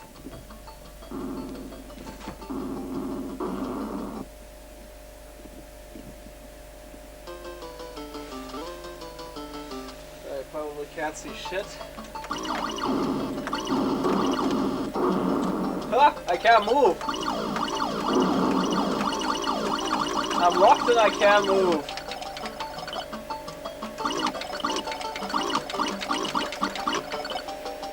I wonder if that changes if I'm pressing on anything.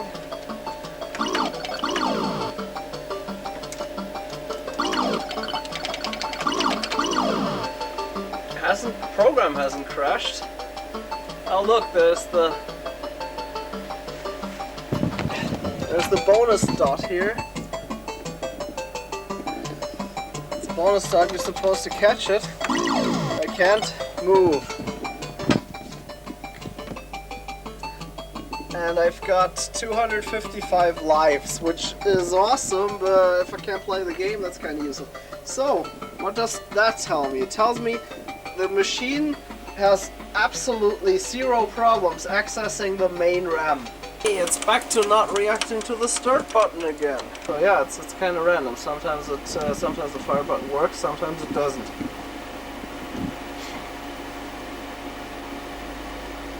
Oh, now that shivered. Oh wait, no, it's burger time. Let's see if it glitches.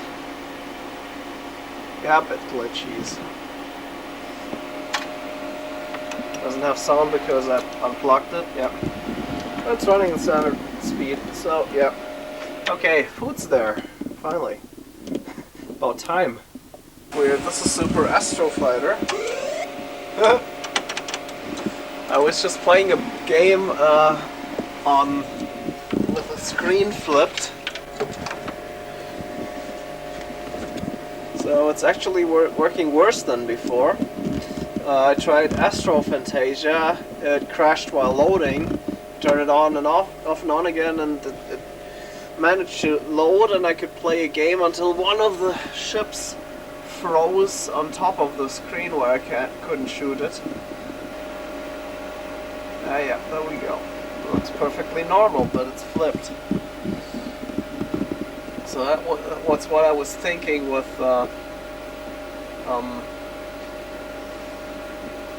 what was that other game I played?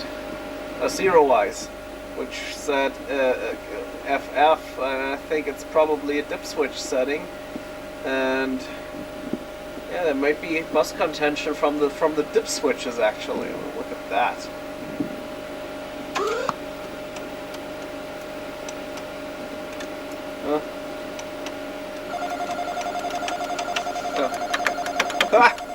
It froze while trying to shoot. One of those always gets me a burning rubber. Ha! Wow, it's crawled. Well, that's broken. Oh, that's cool. Look at that weirdness here. A bunch of parentheses. And they keep reappearing. Okay, so the glitches are gone, but it's still crashing, and it's running in slow motion. So yeah, okay, now we know the heck that bodge wire, the bodge IC, does help with the speed up. That's the speed up stuff. So that means I actually fixed the slowdown problem. It's the bodge IC, that's what it does. One thing that I don't think does anything, I replaced this socket and that socket. They had rusty pins. It's as glitchy as always. Yep, that's still as glitchy. I thought so. I expected it to not do anything. I made a diagram of the bus transceivers and put them into zones. 0 is ground, and then we got all the connections to all the chips. P means pin, so H8 is there is 8, and there is H, so H8 is this one, so H8 pin 8 is, yeah, that one on the corner here. For example, this is how you read them.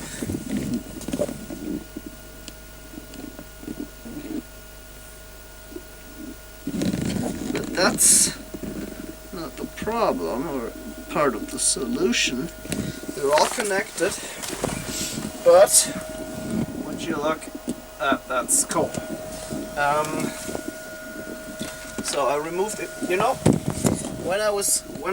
every time I was checking these in the chip tester, I'm always getting conflicts. I'm always getting conflicts. Now I removed the RAMs and I get passes on all three of them. So that led me to check the chips. And what I found is this pin's high and it's low on the other machine, but it's not that important. What's important is that the chip select line, which is this one, look at that, it's low. Now let's go here. 1, 2, 3, 4, 5. So this is our D7, so the next one is chip select. And look at that, it's high. So here's the problem. Chip select appears to be stuck low. So let's find out where that's coming from and find out if anything is dragging that down. By the way, these are yours and these are ours, and these just work. That sucks. It's connected to this prom there.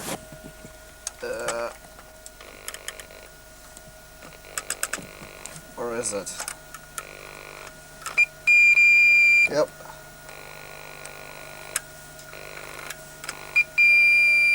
Yeah, there we go. It's connected to that prom.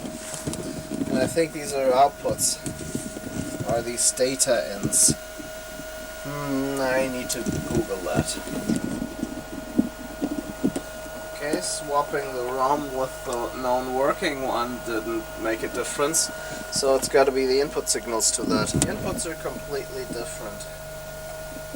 If these are the inputs, so that's high, low, low, low, low. And here we have high,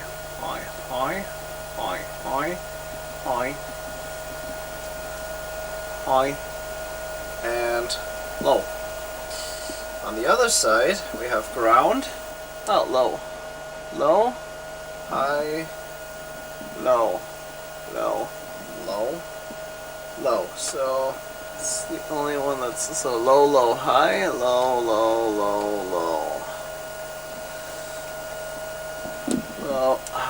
Low, high. That's pin 14. It's not supposed to be high. Low. So far so good, but here comes the funny part. Look at that floater there. That's not a legal signal. And we got low, which is weird because I had high before. Oh wait, yeah, I had high before because it wasn't hooked up to ground. So that's a low. Oh, look at one. That one's floating. Low. But if that's what I think it is, these are the outputs, so it's probably not too bad. They're floating. But yeah, that was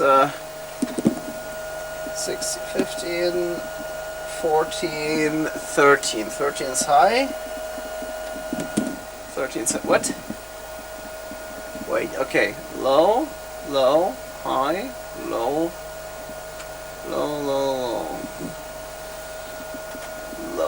high. Ah, okay. 14. Ah, okay, it was pin 14. Okay, so pin 14 is... They're connected to... I was going all over the board. I didn't find this chip. It's directly... This is the output. It generates it. It's high. Both inputs are low. On this board, both inputs are high. And I've checked, they're not connected. So now I have to check two. Now I have two sources to pursue. So both bad. They gotta be both bad. They gotta be both bad because they're not connected. They're both low. They should both be high. Yeah. Coming from this LS04 on pin input is pin 1 and 3. Out to 2 and 4, which goes directly there. And it's coming from a counter chip. So that was a red herring.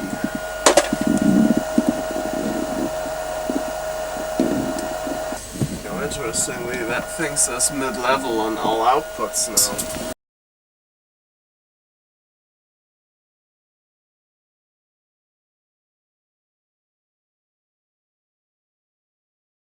Going on for like 10 more seconds, and then I noticed that my tape was almost running out, which meant that the DVD must have run out, and yeah, I'm now like missing 10 seconds or something.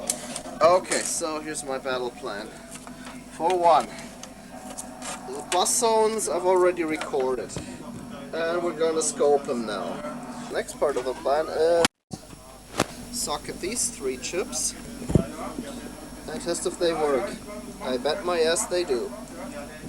And part 3 of the plan is gonna be to completely remove my hack. Completely. Get the chip out, get the wires out, put that back together, remove all the wires, and see if I created a solder bridge. And step 4 will be socket our CPU board's CPU module and swap them out and see if the error is there. So let's go scoping. Let's see.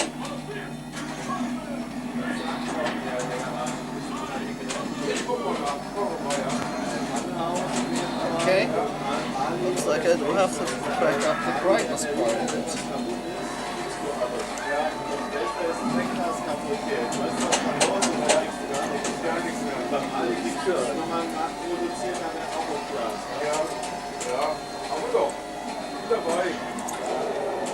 It doesn't look half bad.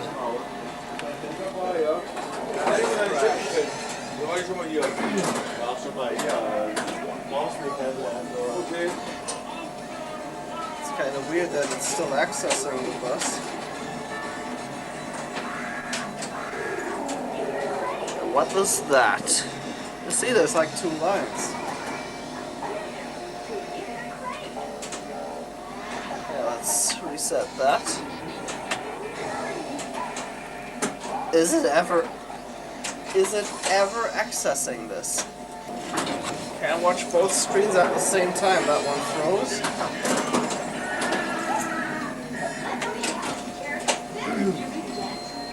It just never does anything.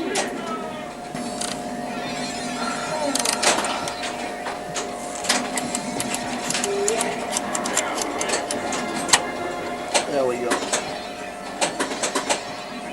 Okay, so the yellow wire is super sus. Okay, so when I'm trying to load burger time, it just crashes. Doesn't load burger time anymore. That close never does anything, and now it's auto-loading something.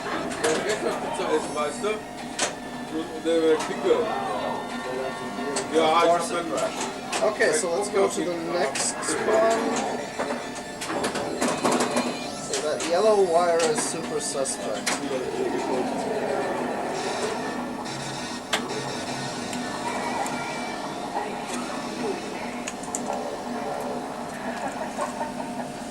That never does anything either. Looks like it's running. Kind of crashed. It kind of crashed.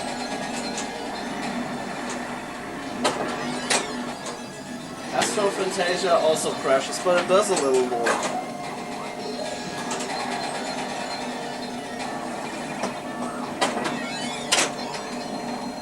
And now the machine is there. Awesome. working now. Oh! Okay, so that actually worked, and the game is now running. Yeah, it rarely does anything ever. So let's go to the yellow trace. Okay, so the yellow trace never does anything, and if I touch it, the game crashes. Let's go back to the yellow and switch it to external. You now clearly see the two. And okay, machine crashed. Oh, there was a blip. Very, yep. Okay, so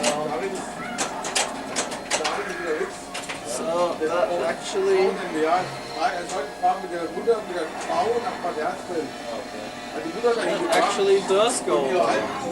Still looks pretty sus. Okay, that looks like a palette wrap. Game's still running actually. The eject mode locked up. Okay, orange is not doing anything. That looks good. That looks good.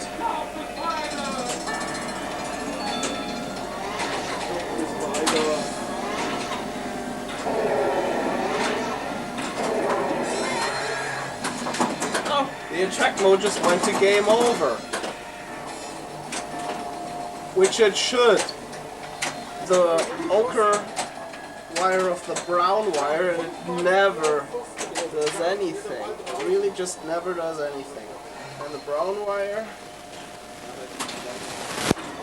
that's the brown wire, that's good. So we got the yellow one.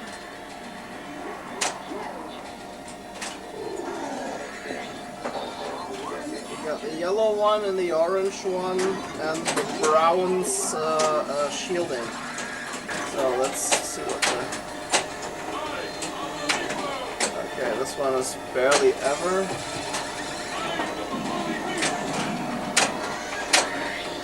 And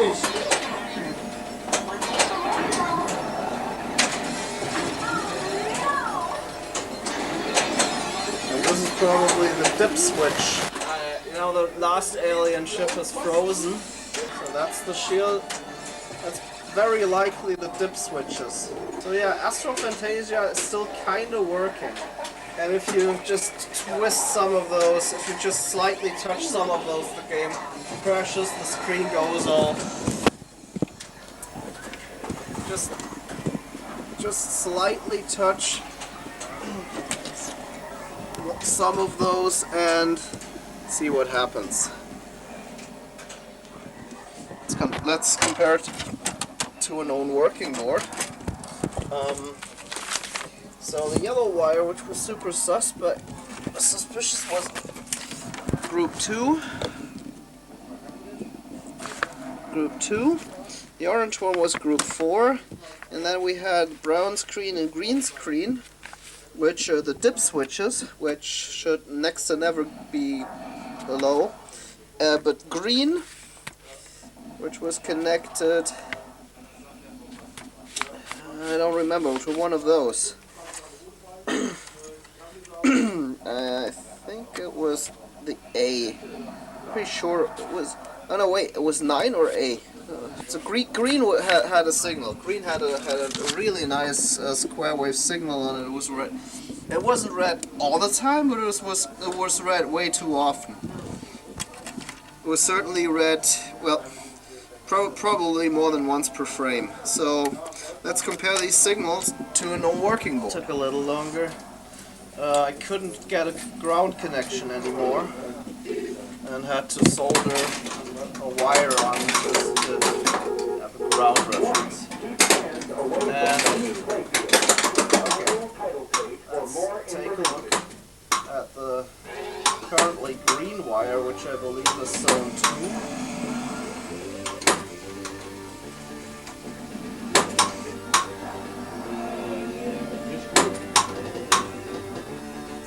Okay, you know what? Let's hold it.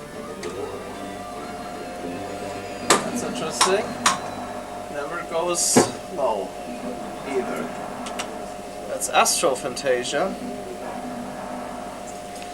Oh, let's switch to this. And it appears it just never really accesses that.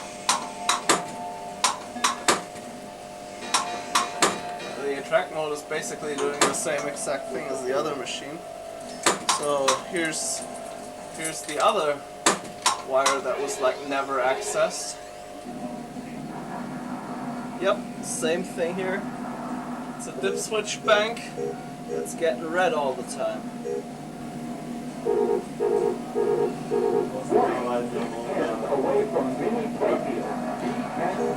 Now that's interesting.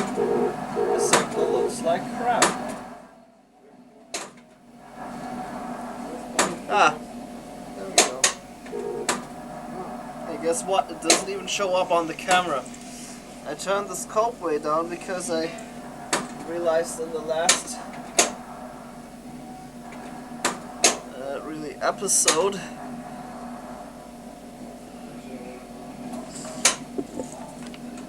that the scope was all washed out, and now we can see it. Yeah. So it's reading one of the dip switches banks continuously.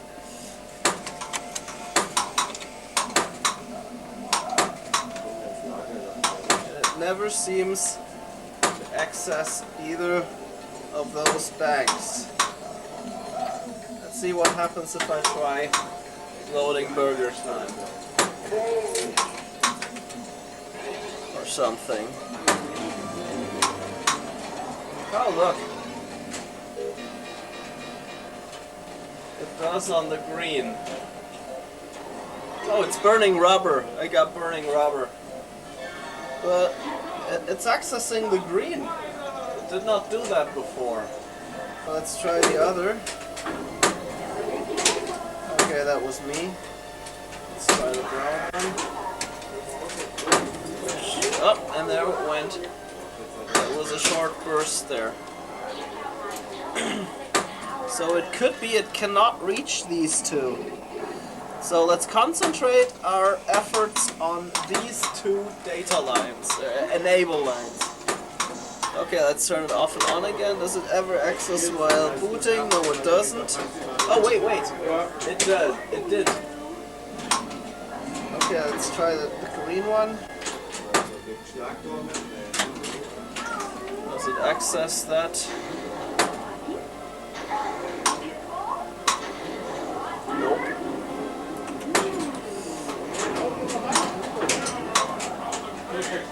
Yep, only while loading. Okay, I can't see them in the viewfinder. Here and here. They're probably perfectly visible on a color TV. Anyway, so one of these is getting accessed when the machine boots for a very short time, and the other one only gets accessed when loading like burning rubber. So let's try loading burning rubber on the other machine. Check those, the others are the same. So let's concentrate our efforts on these two signals and see if that gets me any further. Okay, let's start with zone 2. Turn it on. And there we go. There was some activity there. And it's not loading burning rubber. I can't push a button. It's not doing it. But it can access this, does enable this thing. So let's see if that's the one that should blink while it's booting. Oh, that's the one that crashed when I hold it. That's the interesting thing. That's the one that crashes when I hold it. If it crashes when I hold it, there's something funky about that signal. The machine should not crash just from holding the wire. Ah, there it went.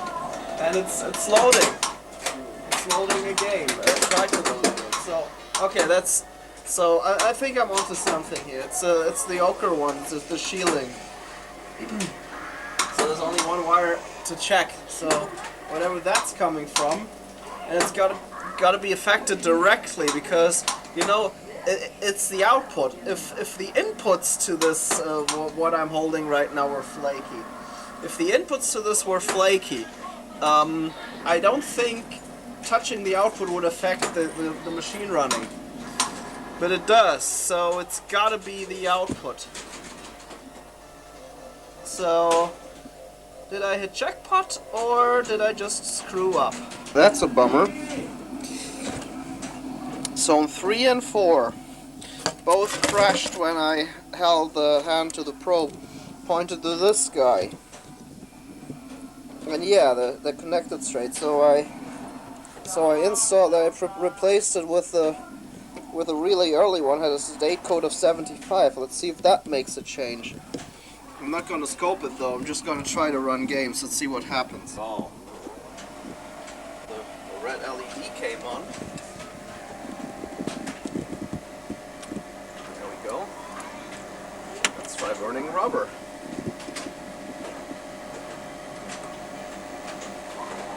Was it just a bit unstable there? And it glitch-o-matic'd and it reboots. So that's not a problem.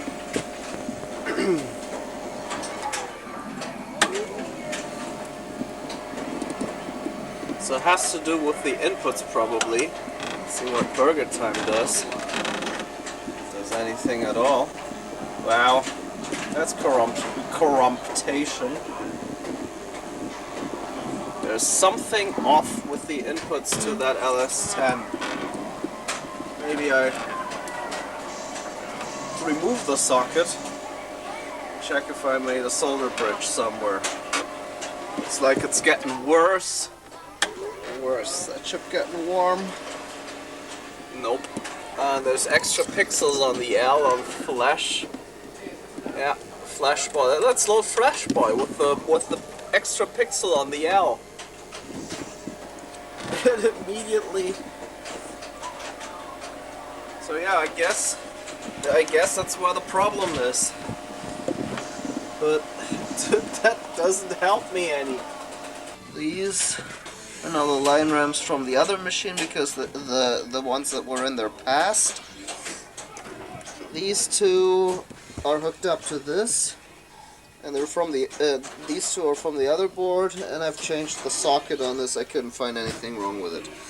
That shit's not gonna work. Different. Because if you turn it off and on again now, you can see some glitching going on. Wait, now it's not happening anymore. And now the glitches are gone. It was just like, yeah, see that? That was what I was talking about. And it stopped. Oh wait, something just happened.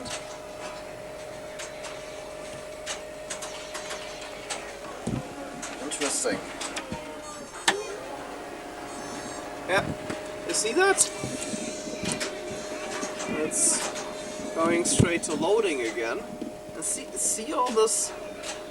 See all this corruption here? And of course, once I point the camera at it, it stops.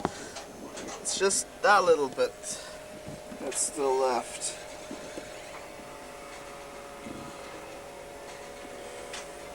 So let's see what happens if I put the original chips back in. As soon as I hit record, it stops. Oh, there we go.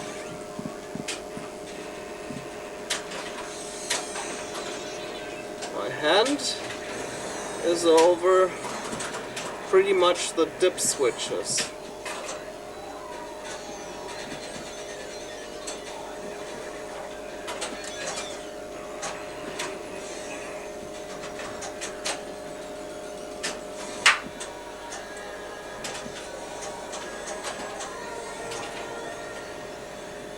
It actually looks like clock generation. Oh wait, no, the picture's way too stable. So take a look at this beginning of the picture here. It doesn't move when I completely screw up. Oh, there's the three line rams.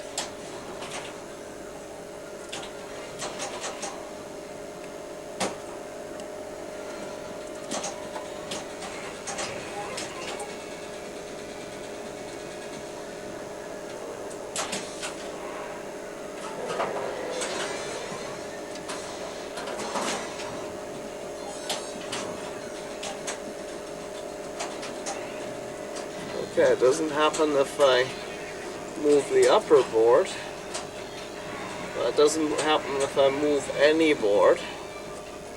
Yeah, I can jiggle the CPU board around like whatever, but it's like a broken trace.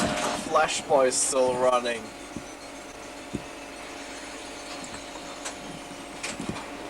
And the menu was all scrambled and stuff. I see the Galaxy has some extra pixels there. So yeah, there was some corruption, but this game's still running.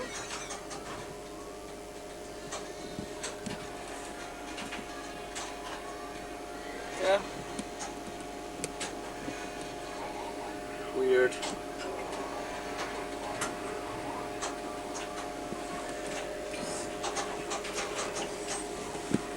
There's some errors here and there. Okay, let's see. Is there even a track mode? No, there's no track mode. Oh, the highway chases.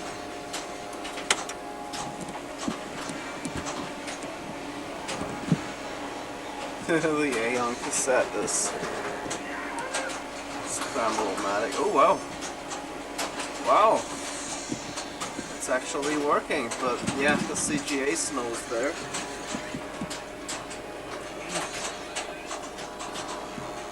Oh, hey, it's not running in slow motion. It's not crashing.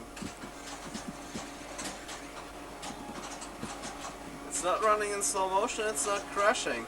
It's glitching a lot, but this actually works. See?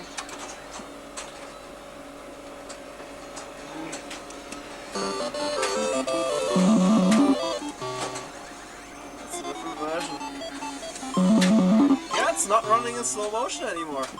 That's kind of cool. So, it really means it's a different problem. Ah, hate it. Why can't they just follow me?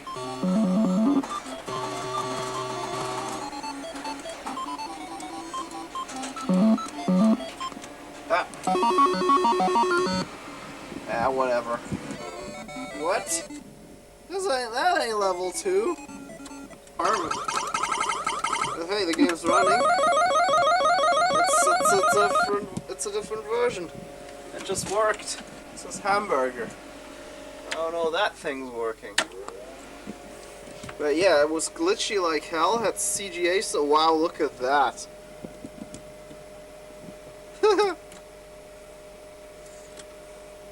So let's try burger. Yeah, of course, now the button doesn't work anymore.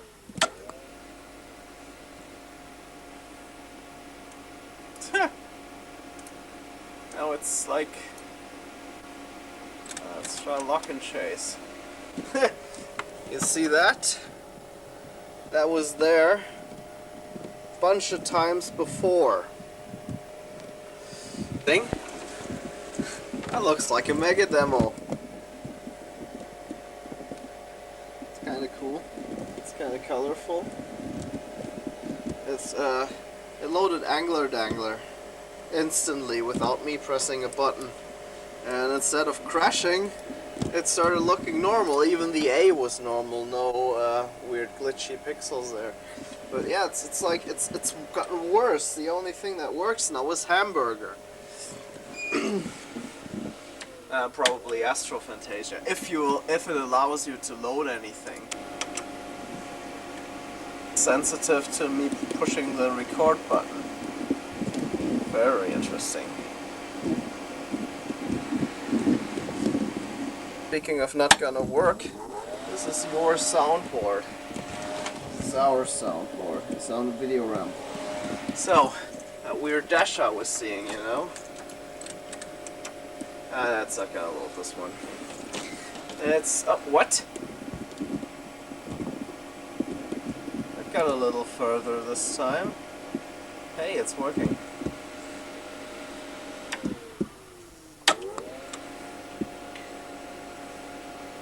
So, let's go for hamburger.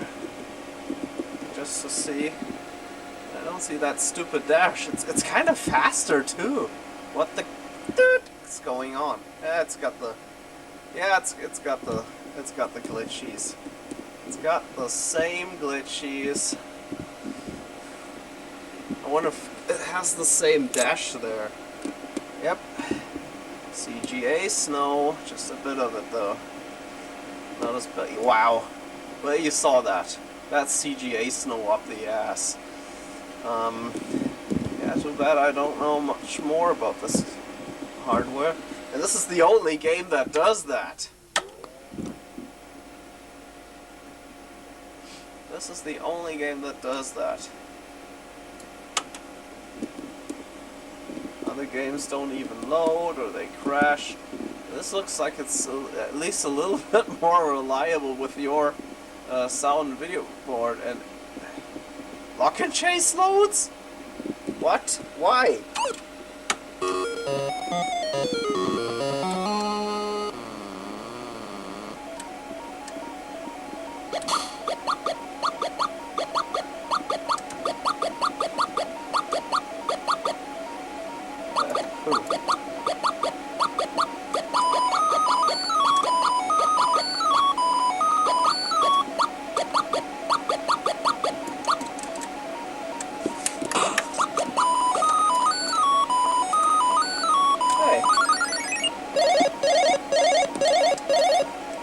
CGA snow, the game is working. But yeah, the game's running. It's just running just perfectly fine.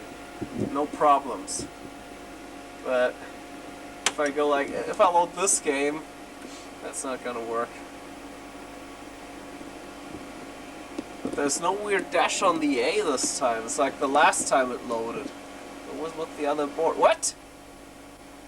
Seriously? It's gotta be a broken trace. Let's see if it crashes now. It's not crashing! It's a broken trace somewhere.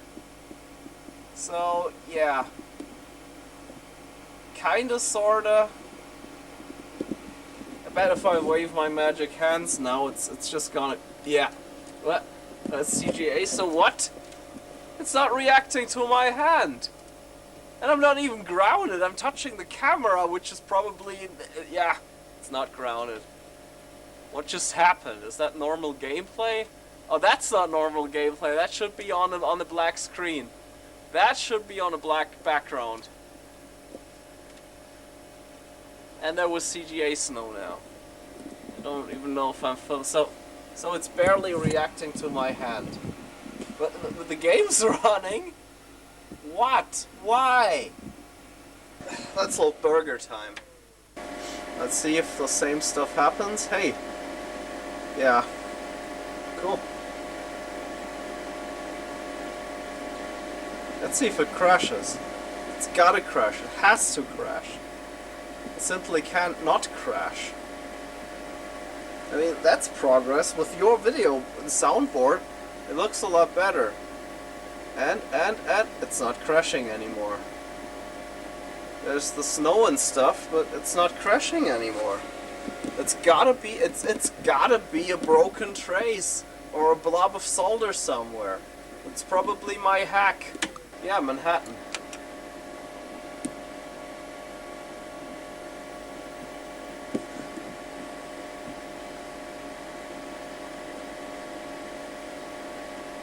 And it did something weird and now it's running.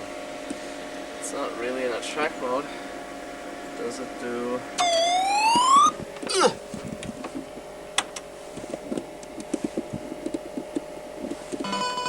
Let's see if I can do this one-handed. Not too bad. Not great, not terrible. I might even get to the C. To the E. I mean, not the C. Yeah, I get to the E. The problem is I'm gonna die on this, whatever it is. I have no clue what it is. Wow, I did it! Forms. Try, what was it called? Balderdash. Yeah, nice. So that game crashed with really... Did it show that title screen before? I distinctly remember this high score screen. And it works. Before it was basically just this guy appearing on a black screen and the game locking up. Okay, so all boards are yours now. And it's running Angler Dangler without crashing. Okay, I actually expected that after the top two boards, but... Ah, and there's CGA Snow. So the CGA... Oops. I just accidentally hit the credit button.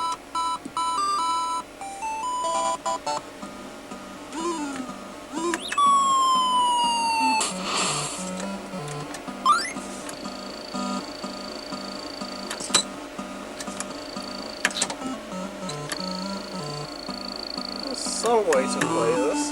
Wow, I got a fish. It has CGA Snow. So if I load Burger Time, yes, it has the CGA Snow, which it should not have. Too bad. I hope the CGA Snow would be gone after, you know, it still has that weird...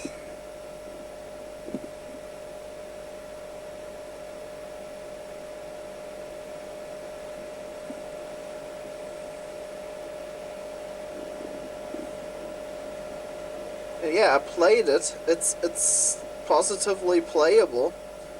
It does have that weird glitching, but it's not like with our RMS board. It was like acting up. You saw it. Oh, they remember the direction they were running. I can't. There's enemies in the way.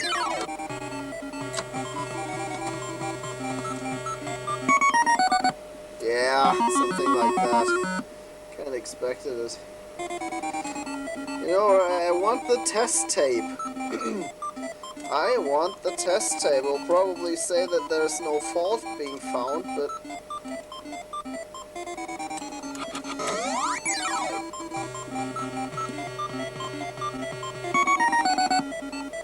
Can I go there?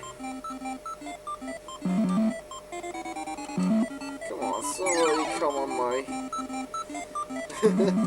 Yeah, it's not that they spit on your burger, they come on your burger. The level order, I know.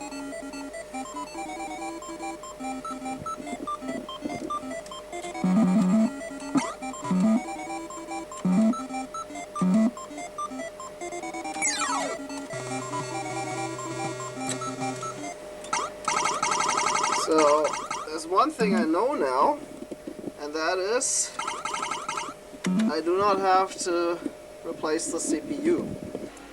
Let's see what Treasure Island does, because that's not running on our machine. This game is not running on our machine. It doesn't draw the sprites. It actually runs, but it doesn't draw the sprites.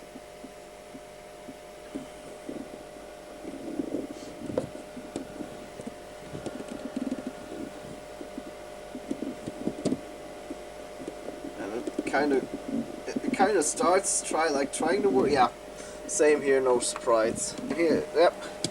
Looks like okay. There's some garbage there.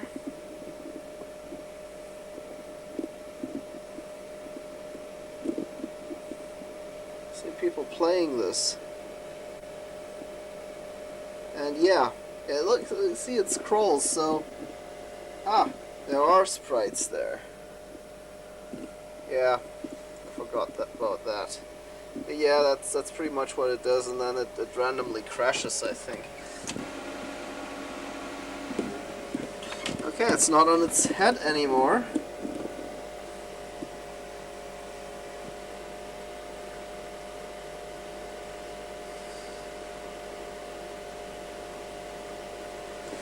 Let's see if you can see your shots.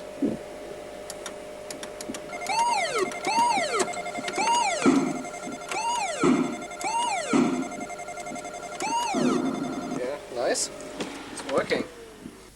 As if I put our video board back in. It's not reacting to my hand though. But yeah, it looks like these aren't compatible. Still have to find out where that CGA snow's coming from. Shouldn't they be compatible? For today, zero-wise. I don't know if that's... Ah, that looks normal. Yeah, there we go. There's no corruption in the title screen. So, of course I got a few, yeah, and it got CGA snow. So, yeah. Okay, I removed that chip. And I've tested continuity of the traces to make sure I haven't scratched any. I tested continuity between the trace and then the traces and the adjacent pads to check there is no continuity. If there was, that would be bad. Same thing on the back side.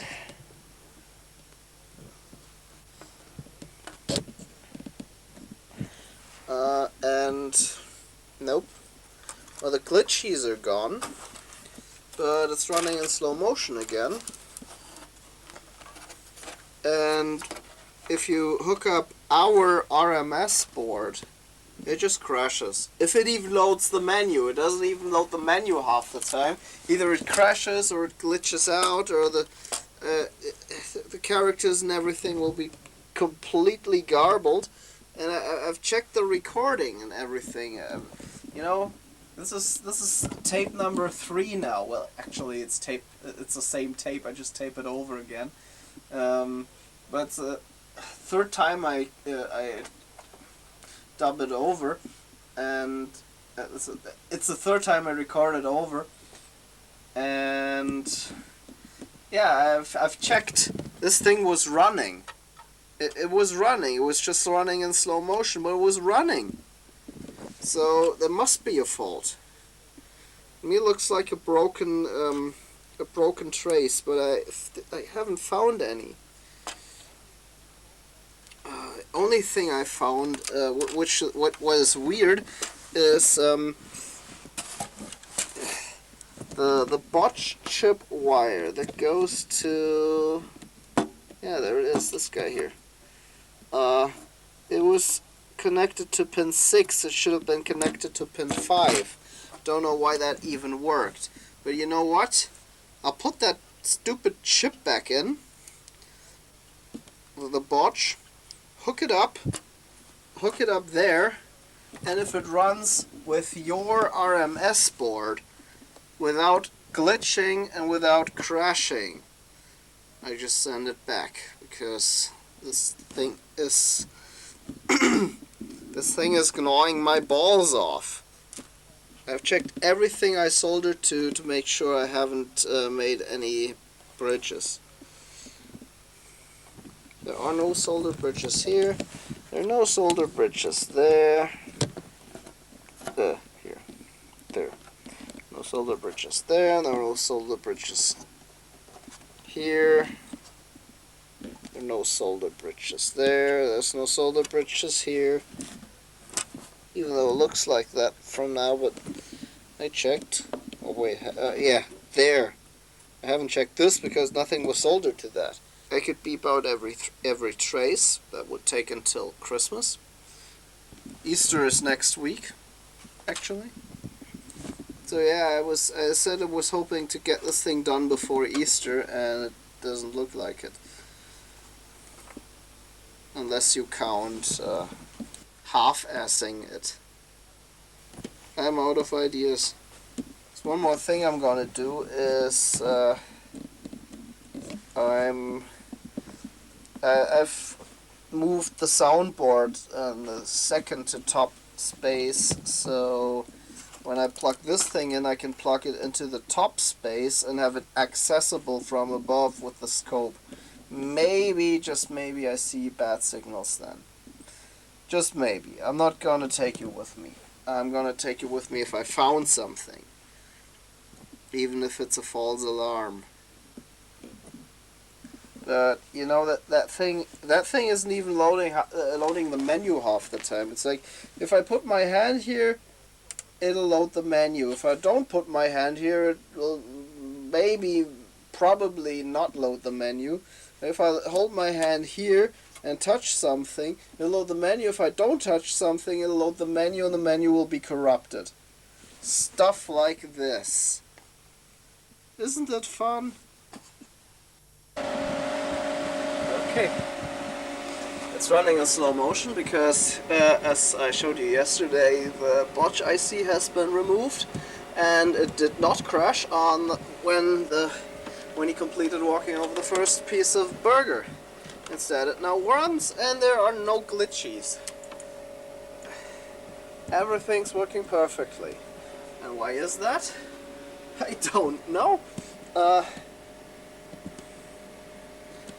look, it's running perfectly, albeit it's slow motion.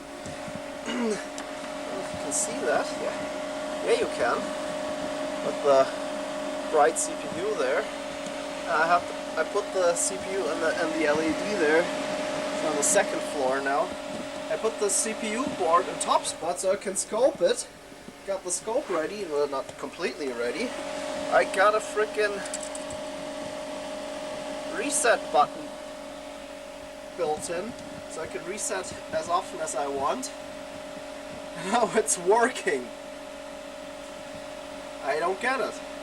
It looks like might be a problem with our edge connector in our board set. That would be awesome. You know what? I wave my hand. Let's just twitchy twisty.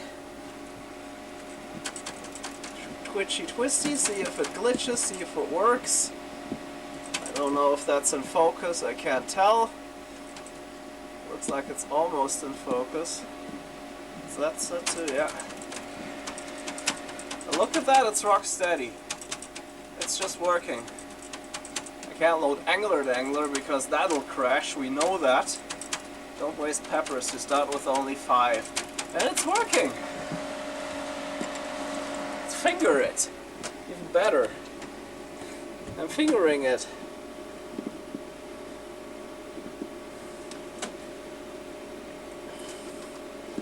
I'm fingering it and I'm not even grounded half the time.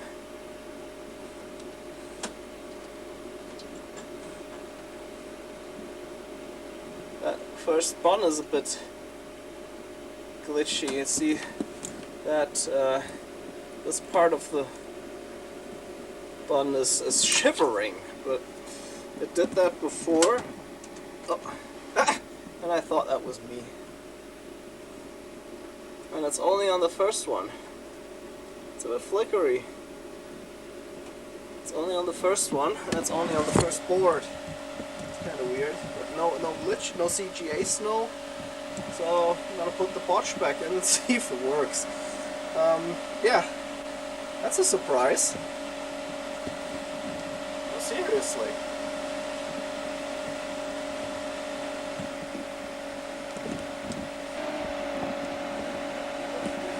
It tries to load.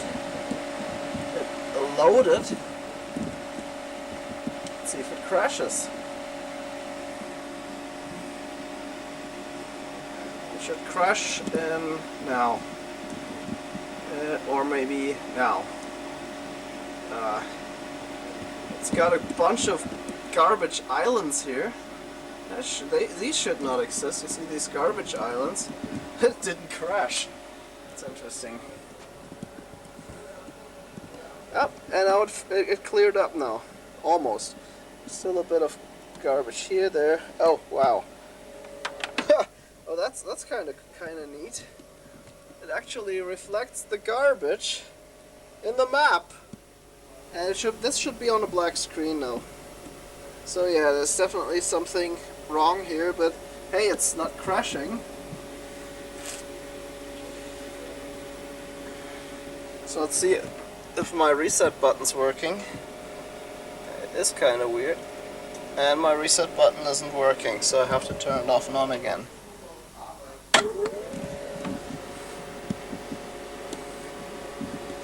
So this will show us if it's running in slow motion or right.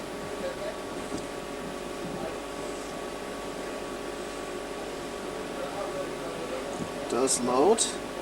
Let's see if it has CGA snow. No CGA snow! Isn't that awesome? But Angler Dangler's kinda messed up.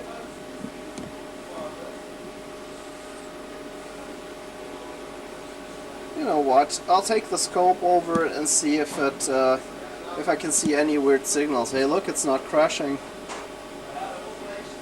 It's actually not crashing. Oh wow, that had some weird errors. Don't know if the original board does that too. But the CGA snow is gone. This is perfectly playable. The speed is correct. I'm not calling it good, but I mean, you saw Angler Dangler. And there was still some glitches. Let's see. Does it do glitches now? No, not really. Barely visible, if any. Yeah, you can see the character redefinition happens before the screen redraw starts. But yeah, that looks good. Looks a lot better than before. Oh, yeah, saw that. And it's running, Can't really say if it's running. Wow, it has sound. Let's see if we got a screen full of garbage or something. It doesn't look like it. It looks like it's working perfectly fine. Oh wait. And I thought it crashed. And I thought it crashed. Oh, see the glitches? There's something screwy here.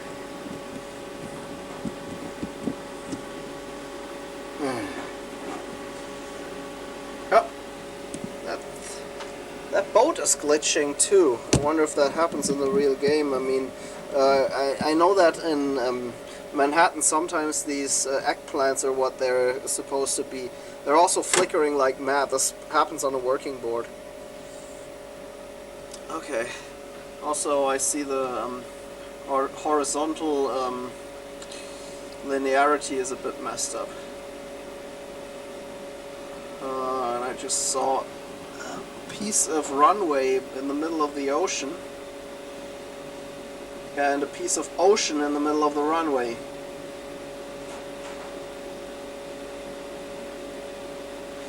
I'm gonna go look for suspicious signals. It looks like this game is a pretty good candidate for scoping. By the way, I wonder if that problem happens. Those glitch show twerklies happen if I install your RMS board. Let's not waste too much tape. Hey, look! This time it rendered perfectly. And now the colors is soup. I mean, you saw the color transition that's supposed to happen. But why is the water yellow now? Did everyone take a piss? I fixed channel 1. Turns out the BNC socket wasn't screwed in. It was just soldered in. It was soldered to the wall. Twice the wrong. Okay, so check this out. These are the 2 RAMs on the CPU board. If I short them like this, short them like this, you can see whenever there's a sprite, it'll clear the line it's in. and whenever the entire screen gets written to, it clears up, and that tells us that these two are basically the sprite layer. Or maybe not the sprite layer, but there's like two character layers, and this is one of them. It's not the character layer that has the problems. Let's see if I can find that. Yeah. It's running with all your components now again. It didn't make a difference if I put your RMS board in or ours. The first few renditions, the first few times it renders the screen, it's utter garbage. It's full of crap. It's like this thing here, this block is like copy and pasted all over the place. It's rendering a new one. You see this? See this there? So watch it. Oh, that's not didn't throw it far enough away. But this, I don't know if that's supposed to be. I should check with ours. One thing I noticed is, yep. One thing I noticed is that I think I finally found the chip. It's this one. That appears to store the background information, and it has 3 pins stuck low. One is actually shorted to ground, and it's supposed to be shorted to ground. The chip select is stuck low. Like it should at least, you know, it should at least go high when something else is on the bus. Just for, you should see you should just see some short blips there, but you don't. And then there's another which should be an address line. That's also stuck low. That should give you some mirroring crap, you know. Yeah, it should, like, I don't know. I should see mirroring. I should see like the. You know what? It probably is. Could it be that? No, it looks different because this. And this is the weird thing about this game, is it renders the map, and then it reads the map back to render the radar. So so if there's garbage on the map, the garbage will also be on the radar, even if it didn't put it there. So basically I'm going to check where these stuck inputs are coming from, especially that stuck address bit. Don't know if that's supposed to be there, because there's only one pin shorted to ground, and I have 3 lines that are always low. But look at that. This is, I don't know, the first 2 passes are always pure garbage. But now it didn't make a single fault the last like 10 minutes. So I'm pretty much inclined to just send you the board back, just to get rid of it. I mean, there's like only 2 games where you can notice it. I haven't checked Flashboy yet. I should check Flashboy. I wonder what that does. How that behaves. Yeah, I haven't hooked up the sound, even though you probably don't even want me to hook up the sound.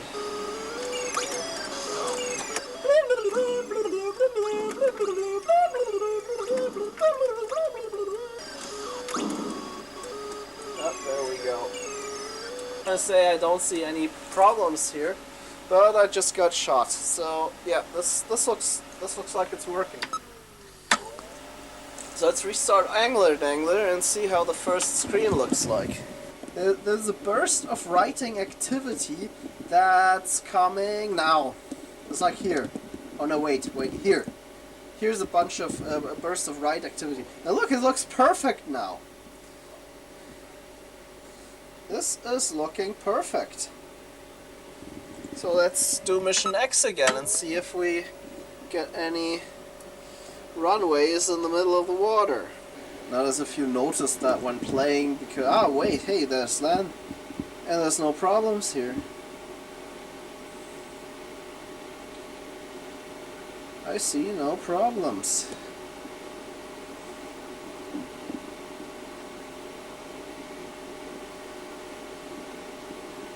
So if it runs for long enough, maybe it's a voltage problem. Or if it just runs for long enough, it just works. You know what? I'm really inclined to say it just works. I'm gonna check if the... Yep. You should have been able to see a fault by now. And this is the problem. It's working for now. We'll shut it down, wait an hour, turn it back on, it'll be all messed up again. I mean, look at the date. I have this thing for like 5 months. Finally, it's like daytime again. At least the game doesn't stop in a box that doesn't pop up to tell you that it's daytime now and the morning sun has vanquished this horrible game. Yeah, it's like, it looks like there's an address bit to that RAM missing. It never toggles. Let's see. So here's the 5 volts. There's an address line. And here's the next address line. So 5 volts. This is pin 24, 23, 22, 21, which is stuck high. 20, which is shorted to ground. And since this is shorted to 5 volts, I made a short circuit and burnt another trace there. This is another... Wait, what? Why is there...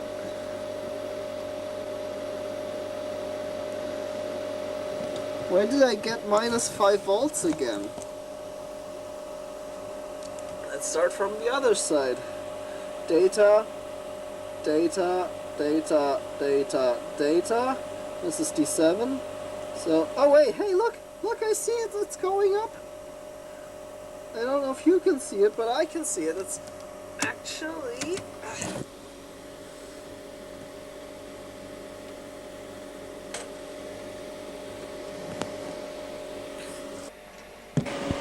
So one thing I found is that pin that's stuck low is coming from this guy, and it's got a bus going to it that's floating 99.9% of the time. And this chip never gets clocked. The clock is coming from this chip. It's an LS138, and these are 8 of those. Oh wait, there's 9 of those. It could be 10 of those actually. So this thing can do. Wait a minute. No, it can do 3 to 8. 3 out to 8. So probably these 8 are getting clocked from this chip. And all the inputs are toggling, and one of the enables is almost never going high. I doubt this chip is bad. I mean, this board is working perfectly fine. But when the inputs also look great on the scope. But if you short the inputs, then you can get the background to mess up. So. At least this is, the inputs are basically where to look if I even continue from here, because this thing is working fine. It's, yeah, it's working fine for more than an hour. I haven't watched the screen all the time, but it looks perfect. I can't get it to glitch up. So, I guess we're good here. So this is our board set. It's too dark. Yeah, this is our bio board, which it can be seen because the chips don't have labels on them. One of them on your board, one of them has a sticker saying RAM. This is our RMS board, which can be seen because all these chips are dusty and only 2 of them are socketed. And this is our DSP board, which can be seen because it still has the black blob CPU soldered in. So what is the problem? Right now, there is no problem. It works. It works perfectly fine. I let it cool off and then it's back to weird again. This is what I was looking for. It does look kind of cool on my viewfinder.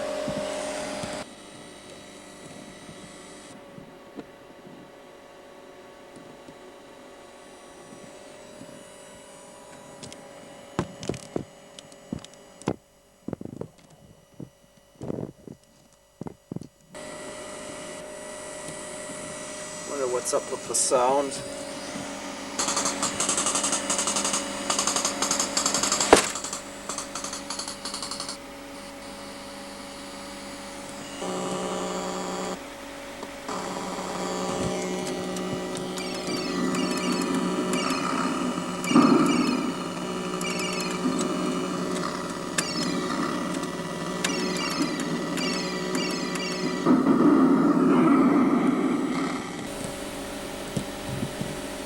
Let's play some games. Hey, exactly, when you think you're done, a new problem pops up. This noise shouldn't be there. Some kind of computer data. So I need to study the schematics because at least the analog section should be the same for all the boards.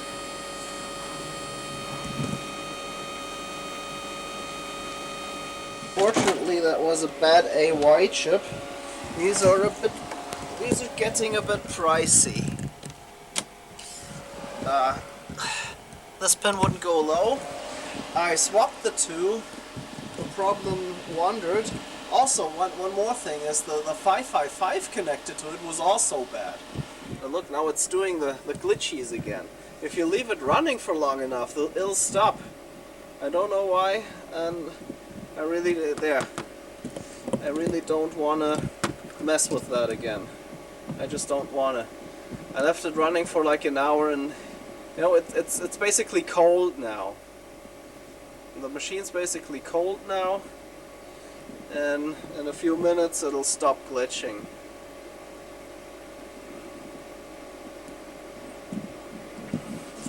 So yeah, so there's a 555. Well, actually there's two 555s, and I'm pretty sure that the doodly is coming from these. They're getting disabled by the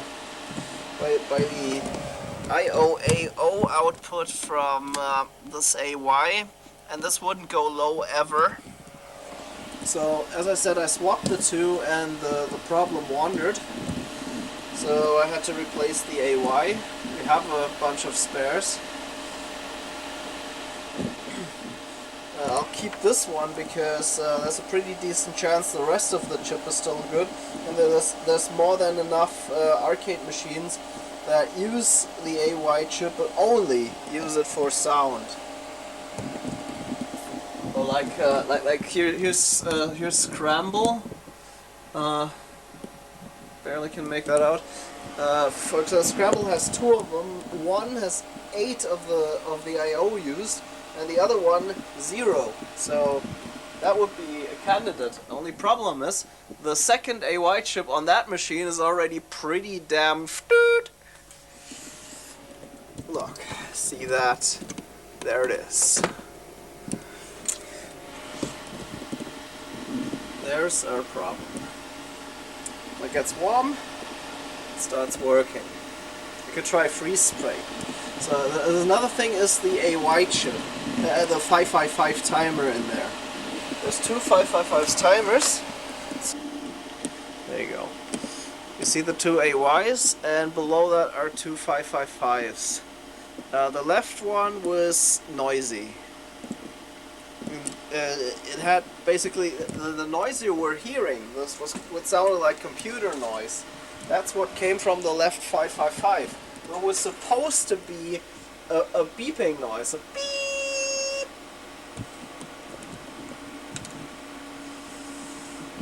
supposed to be beeping noise. Instead, it was like this weird computer-like sound. Oh, there was another glitchy there. This thing is... I really don't want it. I just don't want it. There's another one above the N. Yeah, and it's like always. It's always like a 32 off or something. 54, not 32. 64 pixels.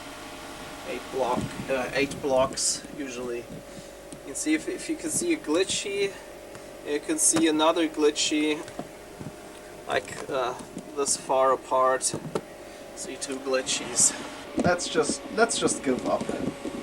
Everything's working perfectly, or pretty much perfectly. I tried all the games. The only ones that crash, I know, crash on our system too. Look at that. Oh wait, here's some garbage. Some garbage here, but that's not much, and that's not a lot of garbage. And I just switched it on. I mean, okay, it was turned on for like 10 minutes or so before that. And this is basically the de facto test game, because this looks like it's the most demanding. I think I said completely otherwise earlier, but this looks like this is pretty demanding. Also, there's a golf game that does the same thing with generating a level and then generating a radar screen from that. But that golf game, but that worked. That didn't appear to have any problems, except for on the green. There was some kind of bunker there that was missing, like a few characters, but it was like one 8 pixel high, you know, one line. Usually when you get erratic blocks, you get blocks,